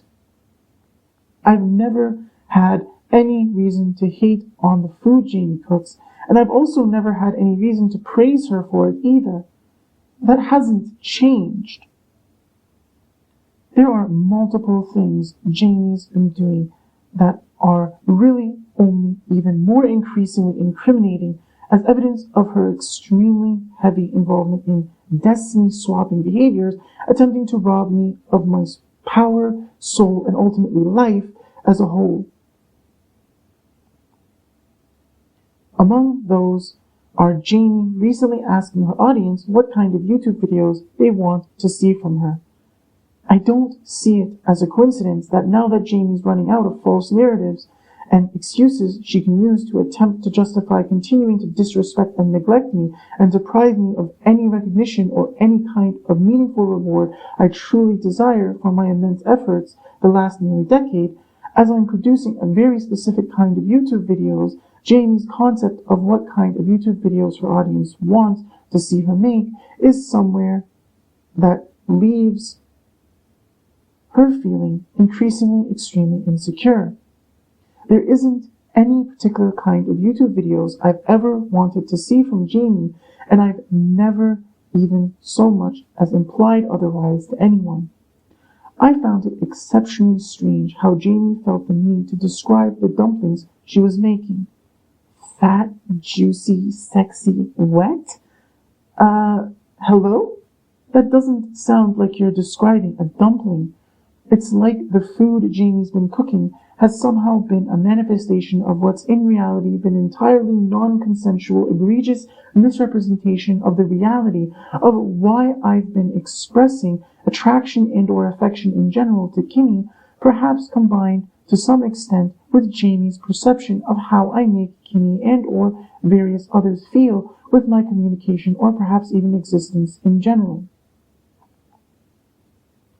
It's really, really weird, and I really don't mean that as a good thing at all. It also sounds like Jamie's likely been heavily involved in body shaming Kimmy, making Kimmy feel fat in comparison to her, likely only adding to what I imagine was already substantial insecurity Kimmy would have been feeling from past relationships and general societal standards and stuff. Perhaps Kimmy isn't the only one Jamie's been body shaming behind the scenes, perhaps even secretly through abusing tarot readings and or divination in general. I want it to be extremely clear I've never been trying to support Jamie and or anyone else body shaming anyone. It only gets even more weird the more Jamie talks. One of the parts in the montage I showed has Jamie talking about meeting the manager that stuffed the dumplings she was making. Jamie was the one stuffing the dumplings, so I find it exceptionally strange that she's so desperately in need of validating her own ego that she's trying to meet herself and calling herself a manager. I've never been trying to open a restaurant and or enable and or facilitate anyone else in opening a restaurant, nor have I ever seen Jamie as a manager. It seems to me like perhaps Jamie thought she could lie so egregiously about me that she'd get away with trying to abuse and exploit me and leave me in such extreme deprivation to the point that she could rob me of my soul and effectively behave like a handler to me through attempting to maliciously frame it as being a manager to me, in reality just trying to sabotage opportunities for me and isolate me and leave people thinking I don't want to work with anyone, as she violates my energy and tries to abuse my energy entirely against my consent to my detriment to facilitate her getting opportunities selfishly for herself entirely to my detriment against my consent. Jamie had a part where she talked about the newer generation versus older generation of streamers, putting aside how increasingly infuriating it is that she's increasingly blatantly admitting recognition of her awareness of what I'm exposing on this podcast, talking about she feels wholesome ones had really huge allegations, of which Kimmy certainly falls under trying to act wholesome, while Jamie continues to refuse to actually even remotely adequately actually directly address this podcast. I have a feeling Jamie's basically bringing up her experience with Jason and his involvement in this conflict. My personal opinion on the RICO case that Jason's gotten involved in, that most likely involves me and what I'm exposing with this podcast, is that Jason saw a business opportunity from a rather neutral perspective, and I wouldn't say he approached any involvement he might have to the situation with any intentional malice towards me in specific. Perhaps he had some extent of being willing to exert malicious influence on one or more individuals. However, my guess is he saw it as whoever ends up facing that malice most likely deserves it and will end up exposed for deserving it, which is why he didn't mind. I don't think I'll actually be suing and or pressing criminal charges on Jason and or Jackson ultimately, although I suspect one or both of them might end up to some extent having to cooperate with court proceedings as, like, witnesses or something like that. I don't know for sure yet. What I do know is that I maintain that I have no particular interest in communicating with and or associating with either of them anytime soon, if ever. Again, nothing personal, they're just random dudes to me. Random dudes that happen to somehow be relevant to this conflict for reasons I'm still not entirely clear about and honestly don't particularly care about. I don't know or particularly care whether Jason and or any other newer streamer has more or less ego than more experienced ones. I never did. Ultimately, Jason may or may not have less ego than the average more experienced streamer, but I imagine Jamie supposedly perceives Jason as having less ego, not so much because she's extremely confident that he actually does, but more so because making him feel like that's true makes Jason more inclined to blindly side with Jamie and her associates. Especially since Jason really doesn't understand how serious the crimes Jamie and her associates have gotten themselves involved in really are. Being able to manipulate Jason and other newer streamers by proxy provides a lot of potential value to them. Jamie mentioned a stream with her, Fiona, and another Twitch streamer named Emily that goes by Extra Emily, one of the women that Nicholas or NMPLOL has in his sort of closer group. Jamie and Fiona want to make Emily uncomfortable. I doubt it's a coincidence that they're bringing that up. So I guess Emily has been involved in knowingly lying that I have some kind of romantic and or sexual interest in and or involvement with her. How annoying. I mean, I knew of Emily's existence already for quite some time now, but I've never actually watched her content or followed her online activity. I don't find her personality inherently annoying. I don't know much about her at all and don't have any particular interest in her, and I never have. She has absolutely zero real ability to appease me, force me to shut up, change my position, or offer anyone any real leverage over me.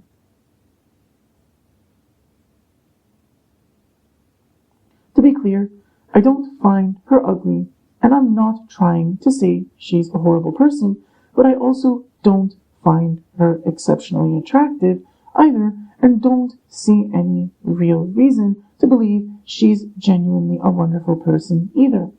I'm getting increasingly angry that Jamie and others are trying to drag more and more people into this while continuing to refuse to actually give me any meaningful recognition and actual benefit and actually have my life improve instead of just constantly having to expose people for lying while I remain in literally extremely life-threatening deprivation and increasingly aggravating emotional dysregulation I have to deal with when it's clearly extremely obvious that dealing with any of these lies should be something I don't have to do in such extremely dangerous and stressful and deprived life circumstances. I don't know if it specifically relates to Jamie trying to force me to accept her as a manager by trying to set up some weird romantic and or sexual involvement between me and Emily, or if it's just something that Jamie's been doing all along, but I find it exceedingly disgusting and disrespectful that Jamie's coming off like I am or have ever been a simp. Presumably, my expression of feelings towards Kimmy and how I insist on finding her exceptionally physically attractive is some kind of simping that I'm facing ongoing egregious defamation claiming it's being done with ulterior motives to attempt to get Jamie and or others to set me up with other women, and it seems perhaps Emily is just the latest victim of this criminal activity that's been occurring entirely against my consent to my detriment. I don't know about girls specifically in case there's some weird political wordplay garbage going on there, but women don't love simps. Not really. They will use and abuse and abandon simps. Guys or men did not create propaganda that girls don't love simps so they don't have to be simps, like Jamie claims.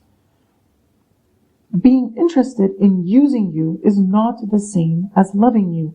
Most women would probably be willing to exploit you if you're extremely weak and stupid and happy to waste your time and energy on grossly disproportionate value exchanges with them that leave you at a loss.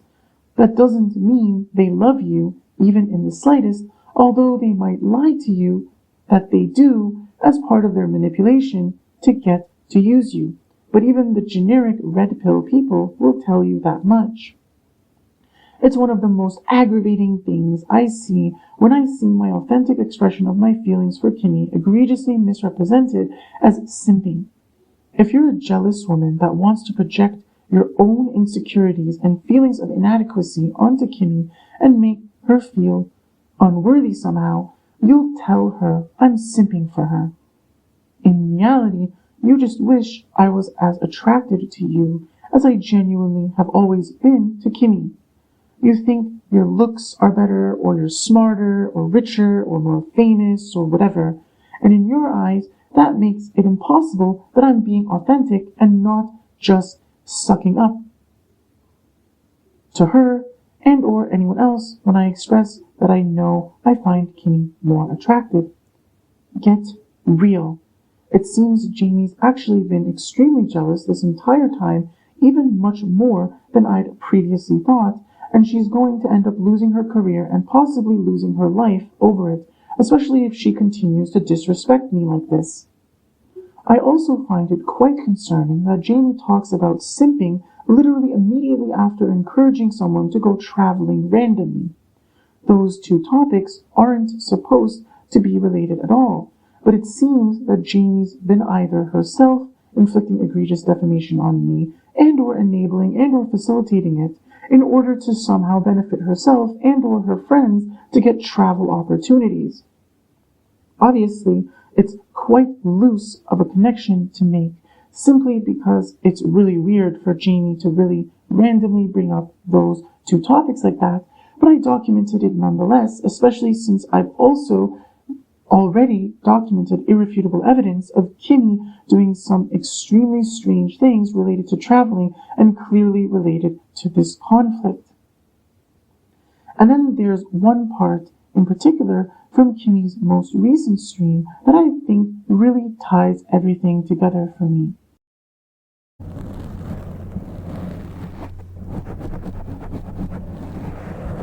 You know, I was a big fan of ChatGPT until I found out that like one prompt uses like gallons of water. Like one ChatGPT prompt uses gallons of water. And I'm like, wow, I don't think AI is that great for the environment. Lava, thank you for the 100 bits. Thanks, Ellie. I didn't do anything to my hair today. If anything, I just like showered and I barely straightened it.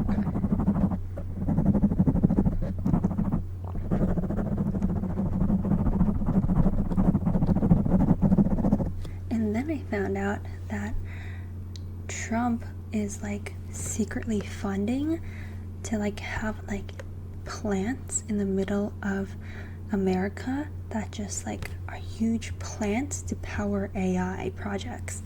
And I'm like, bro, like this is actually turning freaking dystopian. Like we are actually turning into like a Black Mirror episode, I swear.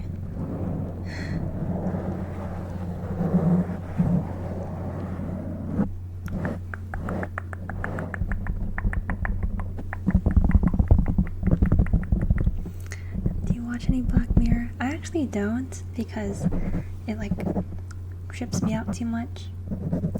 But what I have been watching, I've been watching Apothecary Diaries still.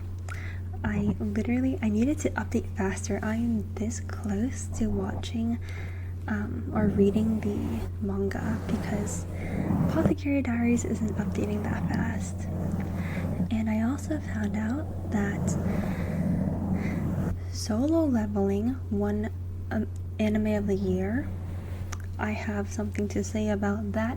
I think Solo Leveling is a really good anime, but I think the reason why Apothecary Diaries and Frieren didn't win is because the people who voted for Frieren and Apothecary Diaries, they're like the same people, so their votes split. But Solo Leveling is like the only anime of its kind in the running, so that's why all the votes are like funneled to Solo Leveling. I don't know, that's just my conspiracy theory, or that's my analysis. But Solo Leveling is a really good anime. It's just an anime that kind of like ticks all the boxes, and every episode is just really solid and exciting. So I kind of understand why Solo Leveling won, but still, I'm like, Frieren and Apothecary Diaries are like so good.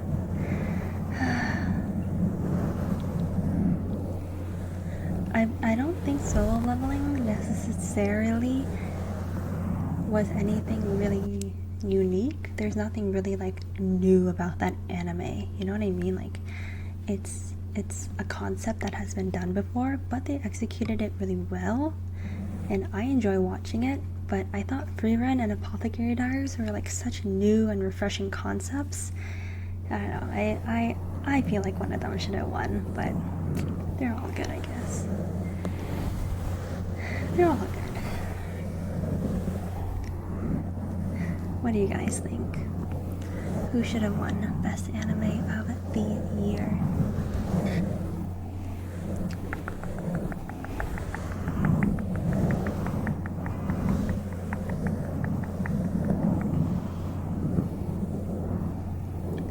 I am an apothecary obsessed person these days, so I am biased. Honk.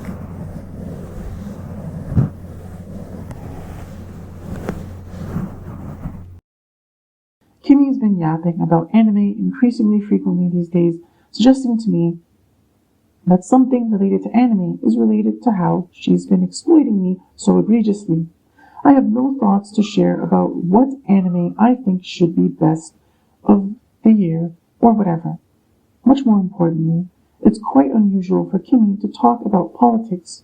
She's done so a little here and there in much more recent times, well after I'd already been releasing things on this podcast for several months. But before that, basically any politically related discussion was non-existent on her streams the entire time I've known her.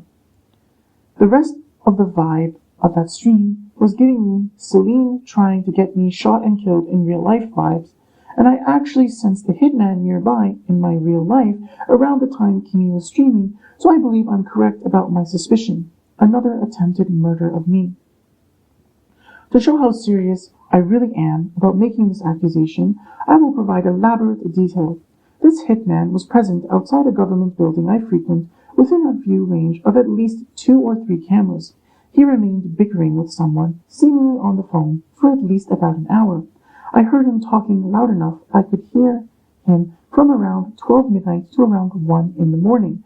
This happened just this Tuesday night, literally during the time Kimmy was streaming. He was saying things like he was about to body someone, saying he can just shoot them in the head, and ended up at one point even saying he can do it next week.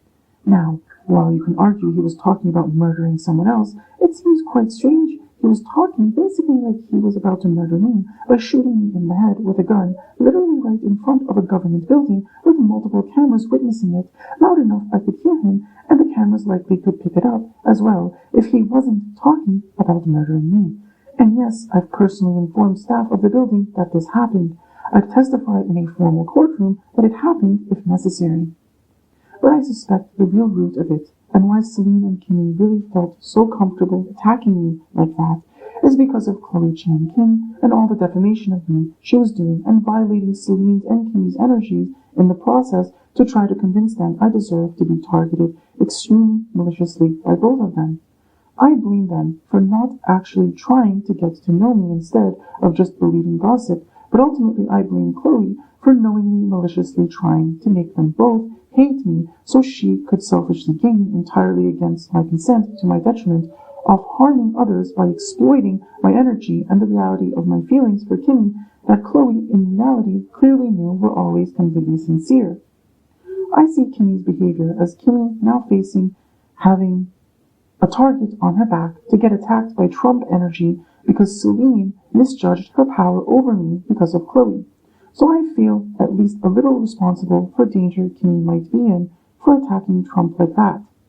Celine might be able to deal with it somehow herself, but I feel a little public statement from me on it would likely be much more effective and useful long term for everyone. Again, not trying to get really involved in politics, but this is sort of a more world issue thing and not really bickering about specific government figures, at least how I see it. I don't see anything inherently wrong with Trump's convictions if he has some to build some AI powerhouse center in America. AI is a tool, like any, and can be used for both good and bad.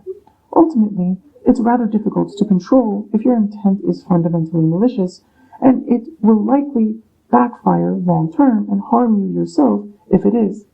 You actually should be especially aware of this if you do believe in astrology stuff at all, since AI is actually heavily involved in that stuff operating how it does, whether you know it or not. Again, I really don't know Trump or his policies or his mentality or his connections or any of all that, and I'm not particularly inclined to favor him or any other politician, but Trump's energy has been getting a bit more prominent in my energy, although not really in an unpleasant manner. It seems to be supportive of me, sympathize with me, and even seek support from me to some extent. Not sure how reflective of Trump's actual feelings and position that impression I've been getting is, but I'll address it for what I see. I saw an energy of Stephen along with a Jamie and or Lena energy claiming to try to have a really positive impact. Kimmy's energy was there too and appeared to be coming from a place of deep spirituality. Celine and or Chloe energy as well, coming from a place of feeling suffocated with fake love. And then there was Trump energy, more specifically an energy that was giving me Trump and or my energy. It was coming from a place of deep sympathy. I get the feeling that Trump comes off really crazy sometimes to people, but it comes from a place of having a really dominant father figure that made it difficult for Trump to really have friends. Perhaps Trump was trying to make decisions he felt really were coming from a good place and productive to his independence as an adult, but his father didn't agree and told Trump he would kick him out and possibly even told Trump he wouldn't survive not having his father in his life. Perhaps even purported false narratives about Trump to others intentionally to keep Trump down. All that to say, perhaps you're especially prone to disliking Trump if you have daddy issues. I don't know. I feel like it's perhaps pretentious for me to suggest that Trump might need therapy and I'm the only one really capable of talking through it with him effectively. But I guess he'll see it himself sooner or later if it's actually true, and I imagine he'd take clear initiative himself to speak to me if he really wanted or needed to. I really don't know all the things that go behind decisions presidents of countries make, and I'm not trying to come off overly sympathetic to Trump while he might be attacking other world leaders increasingly boldly and potentially leaving my life in more danger if I seem to be inclined to favor him. All the other presidents of countries probably had really difficult pasts as well, and that's just not something that I have the time, energy, or resources to go do a bunch of research on amongst extremely deprived, life-threatening circumstances with constant attempts to murder me and not even decent electronic equipment to be running this podcast how I should be able to. My overall thoughts and feelings towards Trump and all other presidents of countries and other high-ranking government officials and billionaires in general remain neutral at this time. Anyways, given Kimmy's energy present in that energy and how spiritually rooted it was, I mean, maybe Kimmy has some kind of daddy issues, but given how she was somehow able to read something that manifested in my life that I suspect comes from criminal activities against me that my own biological father inflicted on me, perhaps a bit more of an explanation of certain things in my past is warranted. I never refrained from sharing out of shame or guilt anyways, after all. Just thought there were more important things to address. I don't have any issues with feeling alienated from seeing my what should be non-existent children, yet there were indications in my energy that was relevant recently somehow. It seems Dixon attempts to shift blame onto me by blaming Mary for feeling alienated from seeing his children when they were younger. I do find fault in Mary for intentionally bad-mouthing Dixon regularly and extensively to me and Kristen during the time she had sole custody of us after deciding she was divorcing Dixon and left his house. She made it essentially so we felt trapped and like we'd end up homeless if we even really tried to connect with Dixon, since she framed him as literally, in her own words, trying to make sure she's dead without him. Whether or not he'd treat his children in the same manner, had Mary not ostracized him from them for most of their entire conscious lives, up until I turned 18 and eventually found Mary's abuse so unacceptable and intolerable, I figured Dixon couldn't possibly be that much worse than her. I'll never know for sure. What I do know is that after forcing me and Kristen to appear at a courthouse to win a lawsuit against Mary, Dixon practically immediately had a drastic shift in his attitude to how he treated us, much less empathetic and caring. It was like he was eager to kick us to the streets as soon as possible.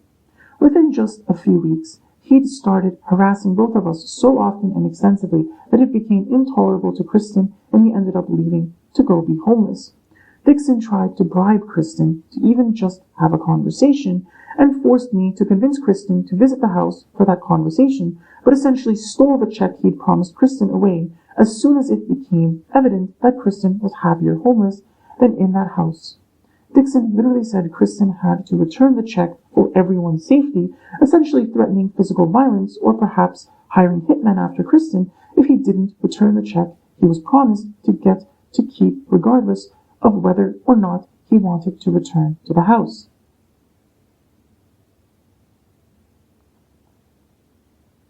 Dixon then also proceeded to even more blatantly threaten to murder me in front of Kristen after instigating yelling fights with him and forcing me to have to try to mediate. When it reached the point, I told Dixon that Kristen's a legal adult and can't be forced to stay, and asked Dixon, "What are you going to do? Kill me over it?" To which Dixon replied, "Be careful," with a menacing look in his eyes, and his card keys still firmly gripped in his hand, metal tip pointed towards me, as if he was about to stab me with it right then and there. I felt so unsafe in that house afterwards that I couldn't sleep for 2 nights following, and I just silently packed my stuff and left before Dixon came back from work one day, because I genuinely feared for my life that much and felt so extremely deeply unloved by literally everyone I'd ever at all known. While packing my things, I noticed my original birth certificate that I'd managed to force Mary to give me had mysteriously just vanished into thin air, despite me knowing I always kept it in the exact same drawer in my room. I know for sure that I didn't accidentally throw it out or misplace it.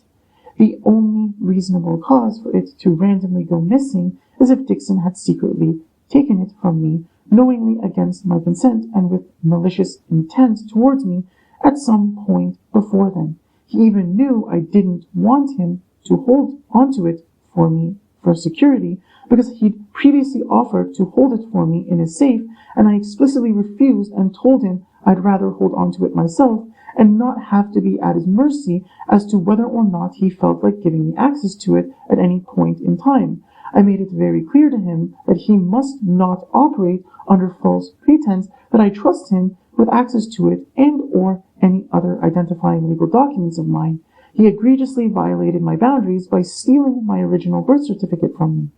I even tried confronting him respectfully about it the day before I knew I'd leave, and he explicitly denied any possessing of it or even knowledge of its whereabouts, and tried to gaslight me that I misplaced it, despite that making absolutely no real sense, as I never had any reason to move it around anywhere, and I knew it was impossible for me to have randomly lost it out of carelessness.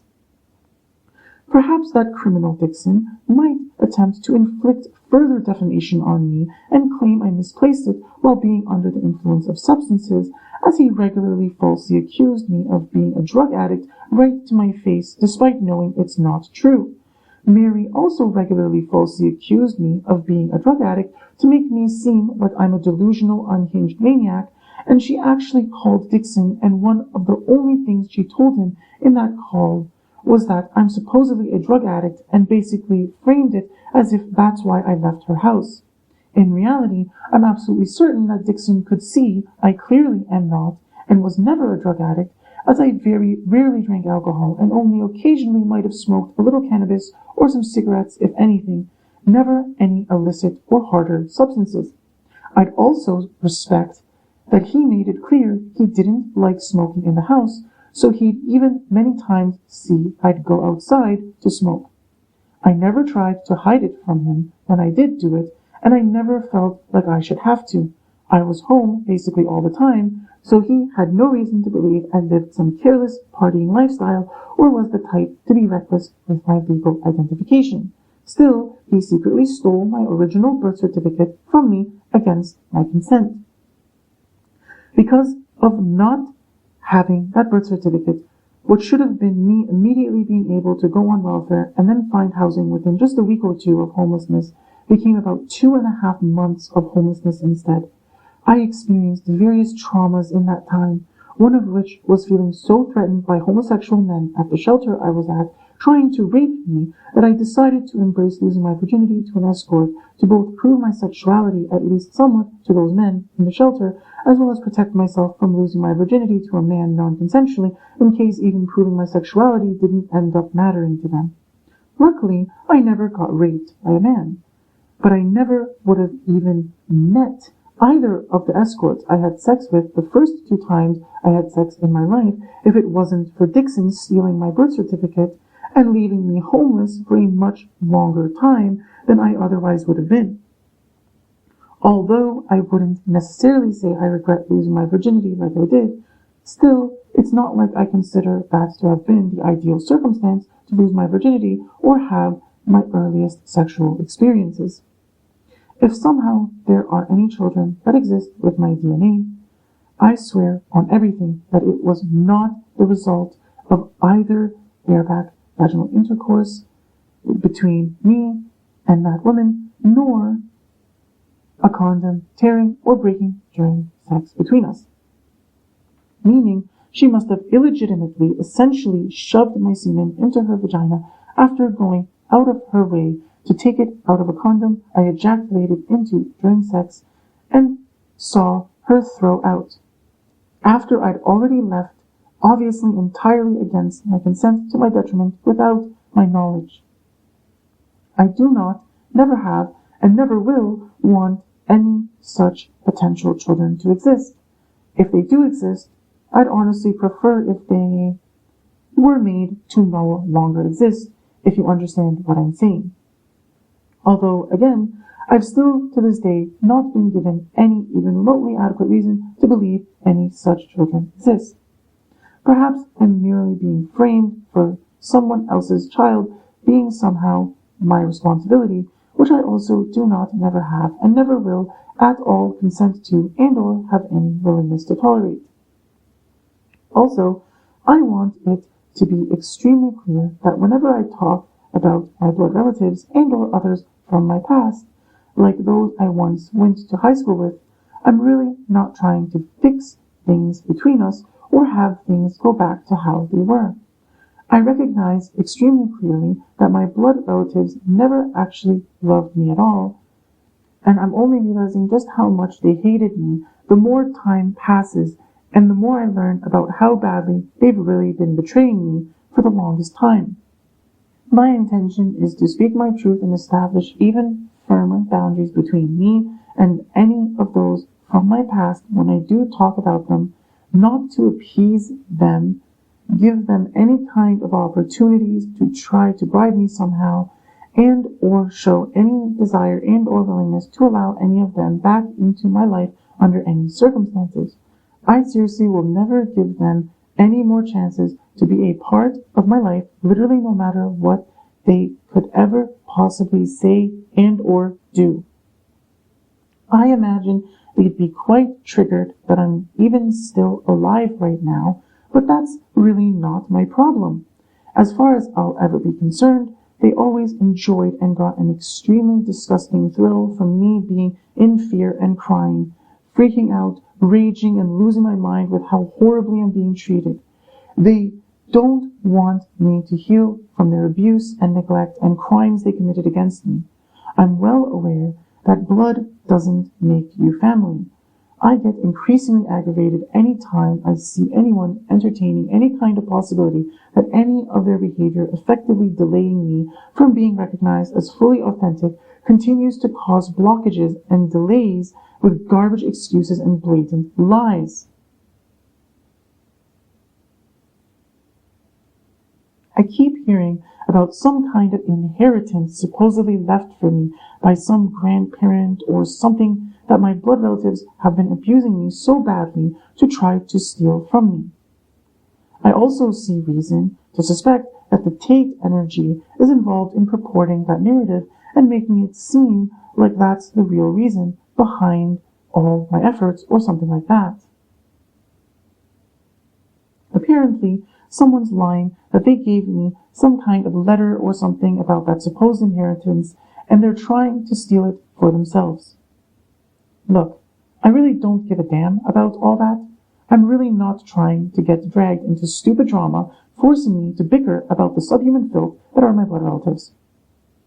I want real, discernible, obvious, adequate justice for all the disrespect and neglect that Kimmy and all her associates and perhaps even various other public figures have been fully consciously and intentionally inflicting on me for the last nearly decade, and I want it to happen without me getting murdered or otherwise harmed somehow.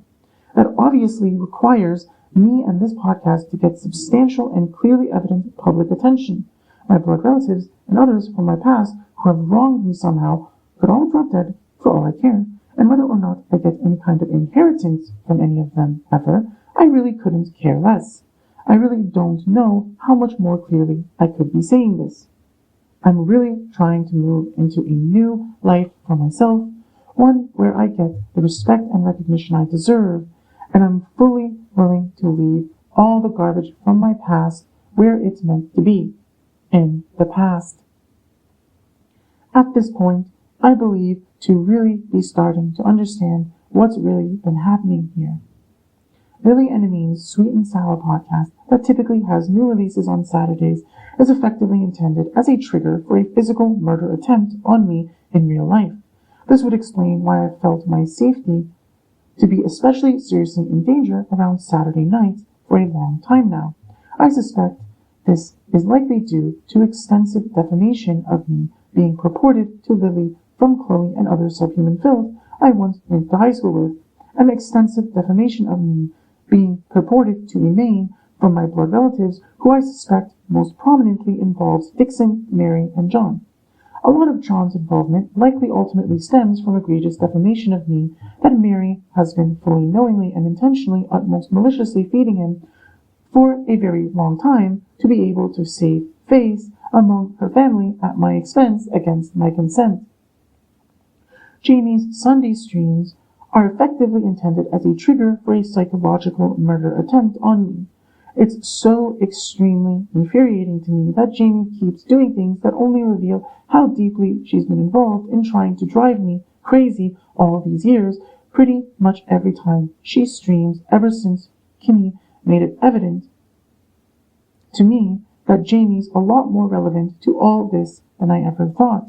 The only real effect it has on me every time I see Jamie constantly trying to frame any attention I give her as some kind of flirting and or indebtedness to her and or anyone else on what's in reality egregious false narratives about me is that it makes me feel so much rage I actively have to calm myself down or know I'm going to end up doing ultimately self-destructive actions because of how extremely painfully evident it becomes to me that Jamie's unapologetically, maliciously, carelessly purporting egregious false narratives about me for her own selfish gain entirely to my detriment against my consent and clearly getting assistance from Kimmy to do so. Kimmy's streams she usually does on Mondays are effectively intended as a spiritual murder attempt on me. Essentially, she's doing extremely heartbreaking behavior every time she not only doesn't directly contact me, but even especially does hurtful, emotionally dysregulating, and or generally disrespectful and neglectful behavior, demonstrating her increasingly, extremely, blatantly evident, unhinged, narcissistic, psychotic attitude towards my existence as a whole. It basically forces me to extremely meticulously address it, or all the subhuman filth conspiring to murder me treats my silence as validation for their sending hitmen after me in real life over and over again. It's a direct, extremely aggressive spiritual murder attempt. It's clearly intended to crush my spirit and drown me in so much extremely negative, overwhelming, exhausting emotion that I just fully go crazy and give up on myself and commit suicide and or crash out extremely badly and do behavior that they try to spin as justifying their abuse, or just stop caring to defend myself as they increasingly aggressively try to justify sending hitmen after me and attempting to have me murdered basically multiple times every week at this point, it seems. You might think it puts me in increased danger to make it clear to them exactly what position they have in these fronts. And it actually would have if I hadn't already completely exposed the entire army of who's been participating in attacking me spiritually on my last release.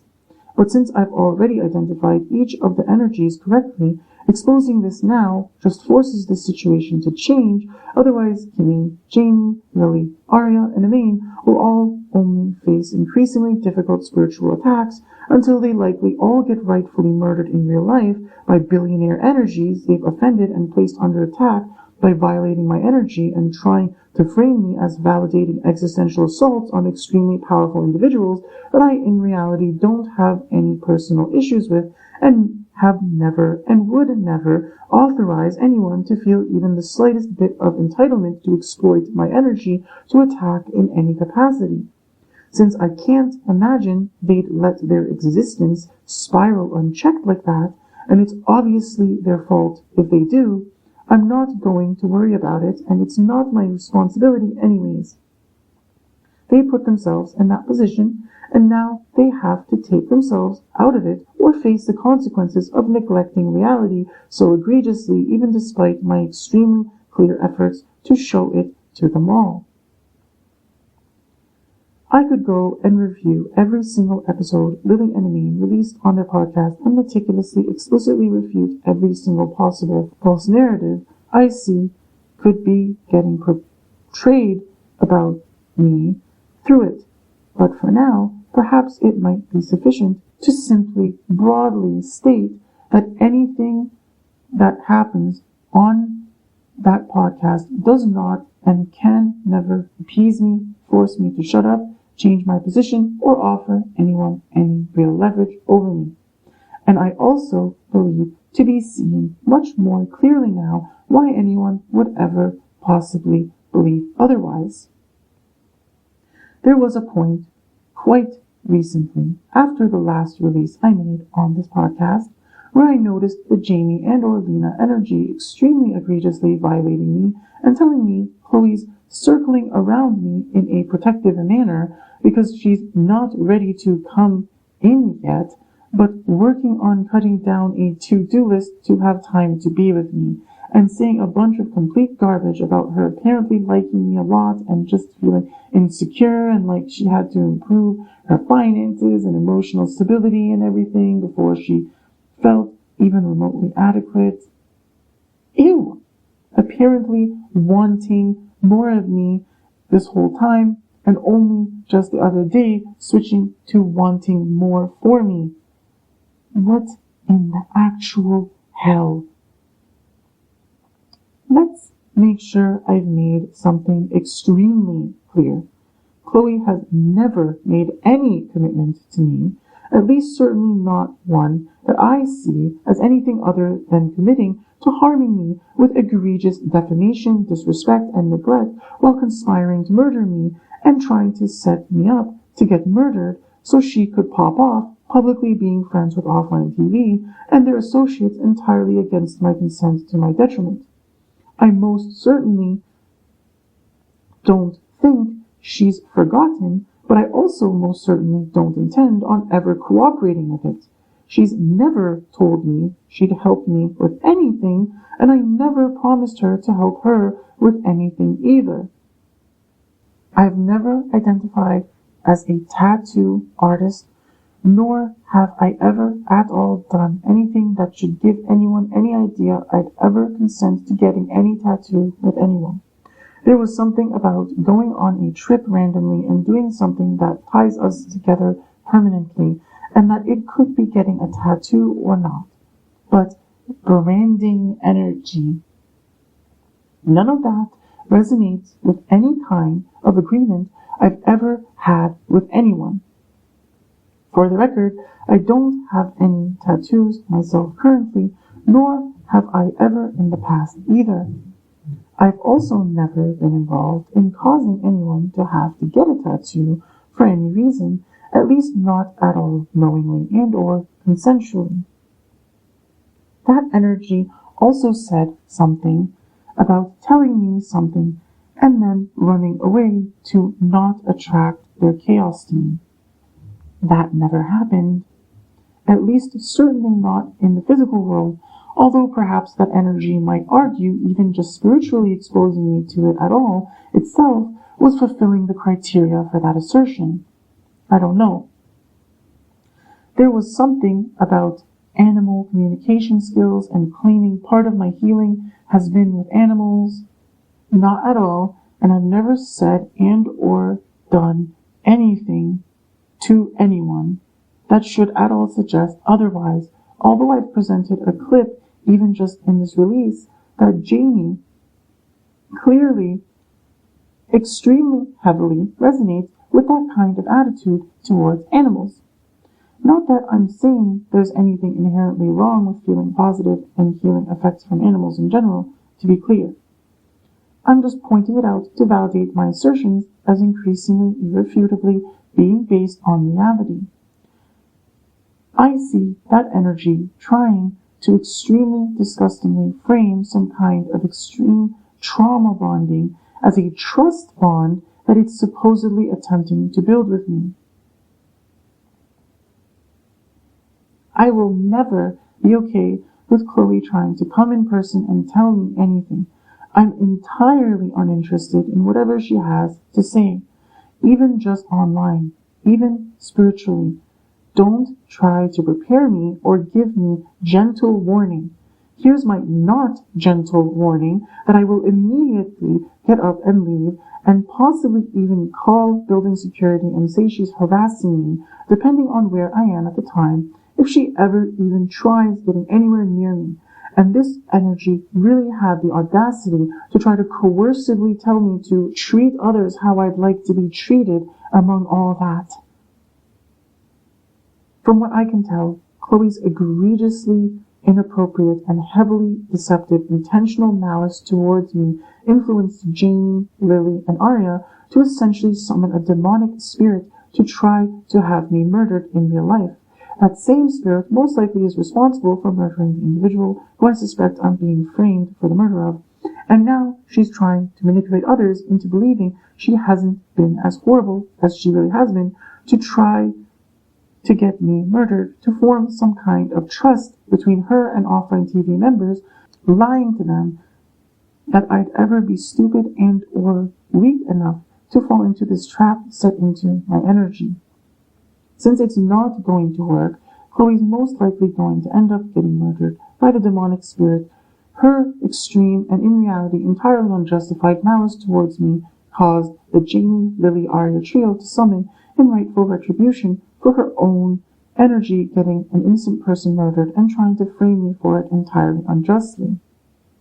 I imagine it wasn't what Jamie, Lily, and Arya were actually under the impression they were going to do. My guess is they thought they were going to murder me and Chloe and then laugh and cover it up and forget either of us existed publicly while privately trying to manipulate each other into benefiting off the remnants of the energy of exploiting both of us. After Chloe ends up getting murdered for failing to manipulate me into getting murdered by her malicious intent she's clearly had towards me since the very beginning, Jamie's public, blatant exploitation of me through Chloe's malicious energy is going to leave Jamie in a position where she's essentially forced to give me public attention. She'll probably try explicitly asking me out or something, and I'm obviously going to unwaveringly, firmly reject her like she should have always expected based on literally everything from the very beginning. Then Kimmy's probably going to start increasingly, blatantly, explicitly, publicly adopting some obsessed, crazy girlfriend type of attitude towards me due to Kimmy and Jamie's codependent relationship that Kimmy's formed because Kimmy's abuse of Jamie's abuse of Chloe's abuse of me has cascaded all the way to directly attacking Kimmy's energy on an extremely existential level, tearing apart Kimmy's spiritual connection with Celine that's been causing Celine's energy to end up in extremely existential danger, trying to get me murdered because Celine believed all of Chloe's egregious defamation of me. Kimmy's going to be forced to actually do something meaningful and at least seemingly sincere towards me for once, instead of just wearing lip gloss and lying massively as she's gossiping to her friends that I owe her to slave away, improving her life for absolutely no actual benefit to myself.